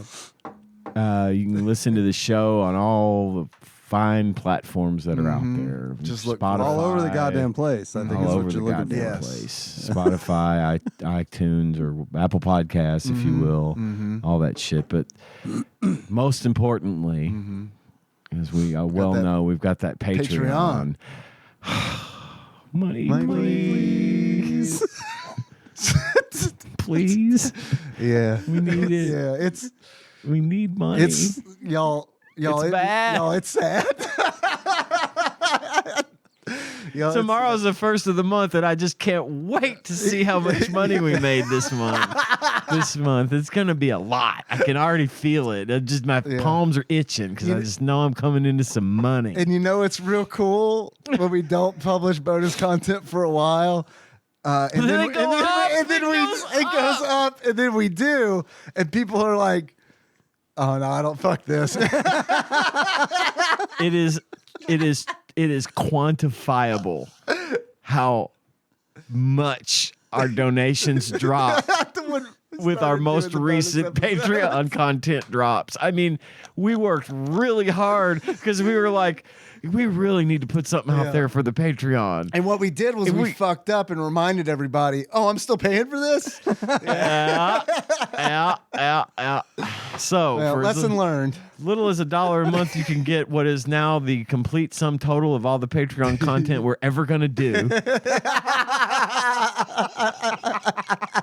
Including the Dark Tower, which is now wrapped. We've got them all published. No, we got one more. One more left. One more. And it is a fucking great. It is actually a really fun. It is a really episode. good one. Definitely listen, even if you haven't listened to the others. Give us your $1 back and listen to it. Just listen to it because it's actually really fun. We had a lot of fun with that one. It was a lot of fun. We talked about the movie. Yeah, we talked about the Dark Tower movie. Something we're actually pretty good at talking about movies. We're decent at it. Did I do a TADPOG totals for the Dark Tower? I can't remember. I don't remember either. Yeah, fuck it. We'll find out. I'll pay $1 to find out. Maybe you should too. Patreon.com/TADPOG gets you that access, and we've got all kinds of fun stuff out there if you want to listen. We do have a list of executive producers that donate $20 or more per month to the show, and we are super grateful to such an extent that I would like to read those names on the show right here and now, starting with Cubicle Monkey, Gamebug Prime Nathan Eaton, Pinball Airplane Archmage Chris Edler, sorry you couldn't be on this episode, Derek Pope Sandwich, Cthusiast Jeff Miners, congratulations on your marriage, Drink Smith Joey Webster, Sandwich Pope Phil Hawkins, Louisville Correspondent, Princess Consuela Banana Hammock, Flavor Trick, Karen Dahl, and Canadian Turbo Nerd Thomas. It used to take me a lot longer to read that list. That's all I'm saying. But thank you nonetheless. Yes, hell yeah. Not just to our executive producers, but to everyone that donates money. In all seriousness, it is very much appreciated. It means a lot. We treasure the fact that you would give us your hard-earned money to do this because we do love doing it, and it's really cool to see that come in every month. It is fun, and like for real, like it means something. The Patreon is nice, but like honestly, thanks for listening. I know we say that as well, but I mean it's like, but for real, like I mean. Absolutely. We love the fact that you love to listen, and I don't know what. Honestly, we haven't done the numbers to see what our actual audience size is right now, but I know it's still enough. I know we still have a lot of people that listen every week, and that's awesome. That's really cool that you still like what we do. And if you want to talk about it, you can do that on the Discord as well. We'd love to hear from you there. bit.ly/Discord. TADPOG Discord. And I'd also like to extend a little thanks to Dig Dougie. Dig Dougie's back in donation form. Hell yeah. And welcome back. Welcome back to Dougie. And also a big welcome back to Usurper Grimm. He is back in the donor pool once again, and we're very grateful that you're able to come back and give us some money. It's really cool. And thanks to Dame for putting the show on YouTube. Thanks to Micah for sending us a Would You Rather. Yes, thank you. Exalted love when we say stuff on the show and then people respond with stuff. Yes. So good like to hear that, from you and kind of like it's been a long time. Yeah, and also it's really nice of Brad from Arizona to send us the emails about the games, you, so we can read that. It gives us a few minutes of precious content. I really do look forward to that. I do too. Yeah, I do too. Yeah, no. It's nice. I know I've said this before, but it is really nice to hear what reviewers were thinking at the time. Yeah. Right. It's different than hearing someone review a game that's 30 years old. Yeah, totally. Like we do every single week. And unless you guys have something else, I'd say we're done. All right. So that's it. How would you guys like to close the show? I mean, as I guess it was like a warlock or a witch. Okay. Whichever you prefer to do. I think of what's a good warlock or witch though? Like I'm trying to think of Julian Sands. He's like the only warlock, really, right? I mean, is there another warlock Potter in is cinema? a warlock. Yeah, okay. I always think of him as a wizard. He's a wizard. That's true. What's the That's difference? Well, I think a warlock. I played D&D. I should Satan. know this. I feel like, but I don't. Yeah, honestly. yeah. In D&D, it's different, right? One has like you have to have components versus the intrinsic knowledge of a wizard. Well, see, a wizard gets his spells through study. Okay, and a warlock gets his spells through some kind of being that he's made a pact with. Okay, or she, or right. I mean, they're in the movie Warlock. They say witches are women and warlocks are men, I guess. But in D&D, warlocks, whatever. Okay. In the movie, they also refer to Julian Sands refers to himself as a witch in the second movie. In the first one too, I think. In the JT from Step by Step is like, I thought witches. Oh were yeah, women. that's right. Yeah, well, they do it again in the second movie. He's talking to this fashion show icon lady and calls himself a witch, and she says, "Don't you mean warlock?" And then he goes into that again. So and he says, "Shut the fuck up." He says basically, "Shut the fuck up," and then drops her off a building. Nice. Oh, okay. That's. I mean, I would expect it's a real warlock move. Yeah, I mean. I feel like as a warlock, you don't let that shit slide. Because even like the little boy, he's like, he turns his smacks the piss out of him. No, he turns he liquefies him, essentially turns his fat into a component to fly. Yeah. So you don't see it happen. But it's implied heavily. But Giles is like, your son, was he baptized? Why are you asking me this? Right. I must know. No, he wasn't baptized. Oh, God, he was used to make a flying potion. Yep. Which is more witch of that hunter like, knew his old shit. school spell shit, where it's like, okay, you know that has. I was wondering, like, that has to be based on like folklore from the time. Oh yeah, like it has to be like there's there has to be a thing where it's like, well, you know, witches, they take the fat from unbaptized children. That's how they fly. Yeah, that has to be there has to be some kind of folklore about that. They did some homework for this the movie, and that's one of the real things I really liked about it. High recommend. It's a good movie to watch for free on Freevee. Have some fun with it. Yeah, for real. And it's really not loaded up with a shit ton of commercials. It's not. It's kind of. The first commercial ran, it was like 15 seconds, and it was back, and I was like, well, God, I went to get a cup of coffee. Yeah. And I came back, the movie was already back. I was motherfucker, what the fuck? Okay. I was conditioned by television to think that I would have more time. It's also 2 and 2, baby. I cannot stress enough how much the commercial break. Like this, it feels like this movie was made for TV. Before TV, it needed commercial breaks. Because I think I would have liked it less if I just watched it straight through. I think I'd have been like, fuck, man, when is this movie going to be over? But the breaks are kind of nice. And then it's Geico for 15 seconds, and you're like, now we're back to the story. Yeah. We now return to Warlock. Our movie in progress. Warlock. How did they would just do it the old? I've heard the term "movie in progress" in so long. Yeah, if they would just do it the old way, I would be okay with it. Yeah. After these messages, we'll be right back. I love that shit. Okay, so all right, so like a warlock or a witch. Yeah. All right. So until next time. Tropicanum Capricornicus. Ooh. I was casting it. Yeah. Tropical like that. Capricorn spell. I love it. On everybody. It's for money. I was just the wicked witch.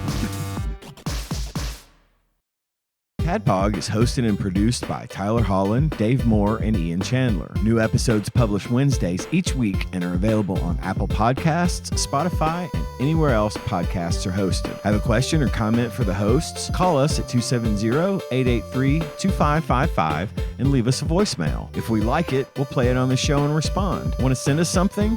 You can do that at TADPOG Studios, care of Nicole Nance, P.O. Box 3785, Paducah, Kentucky 42002. If you absolutely must send us a food item, please use caution and good judgment when doing so. Tasty snacks that look or smell funky or are past their expiration date by the time we get to them will be thrown away. Bonus content is available at patreon.com/tadpog with a minimum donation of $1 per month. You can join in on the conversation by visiting our Discord at bit.ly/tadpogdiscord. Registration is free and we'd love to see you there. Thanks for listening, and if you haven't already, don't forget to subscribe to our show so you don't miss an episode. Now, where did I put that stinger? Oh, here it is. Fuck, I used to come on this show regularly before I was a host, and I was never prepared. I never did any of the stuff they said they were going to talk about the next week. I just showed up. So there we have it. You're as prepared as you need to be, sir. Oh, my God. Is that on you now? Yeah. Well, we're going to have to... Oh, is it pointing? Yeah, because it was blasting We're him. gonna have to, not use that. Does this not work anymore? Do you know? I don't know. What about that? Oh, it won't stay up. Broken. Here, This is yeah, this works. This is definitely a fucking fire hazard. Man, And I don't need to see Yeah, the... Did it- dark as fuck. Did it just get sexy in here? Sexier. Sexier. Yeah, you're right. The things on the middle of the pole. I think. There we go. That'll work. That'll be fine. We have sexy side of the room and business side of the room. Oh, that's a roach. Oh. Just leave it like, go back. That's There. on you. That's good right there. Can you see okay? Can you see okay? I think it has to lean up against that chair or something because the stand doesn't hold it right. How's that? That's fine. You know what I love about recording here is that everything works. Everything's so easy and reliable to set up and use. You know what? It's good up until Flopsy, and then maybe I'll pull my phone out We'll and use put the out flashlight. your phone I'll and we'll light keep the light on the for you. way. All right, thanks. I need a headlamp. Yeah. Oh, I have one in my bag. Do you really? I really do. Do you want to use it? I think it might be funny. I don't to have use it. lice in my hair or anything. No, it's okay. I do, so I don't want to give it to you. Well, I was hoping you'd give me some of your lice, Dave. It just if this were a video podcast, 100% absolutely. Yeah, it could yeah. be like a visual gag. It would only be of- funny to us. of using Flopsy with the headlamp on. Okay, everybody, look, Dave is wearing a headlamp. It's really funny. I wish you could see it. All right, are we ready? I think so. I'm going to lead us off. I'm going to be Tyler. Okay. You gonna do a Tyler voice? Nah, I don't think I could do Tyler's voice. We could. Should we all take a turn at trying? If you want to.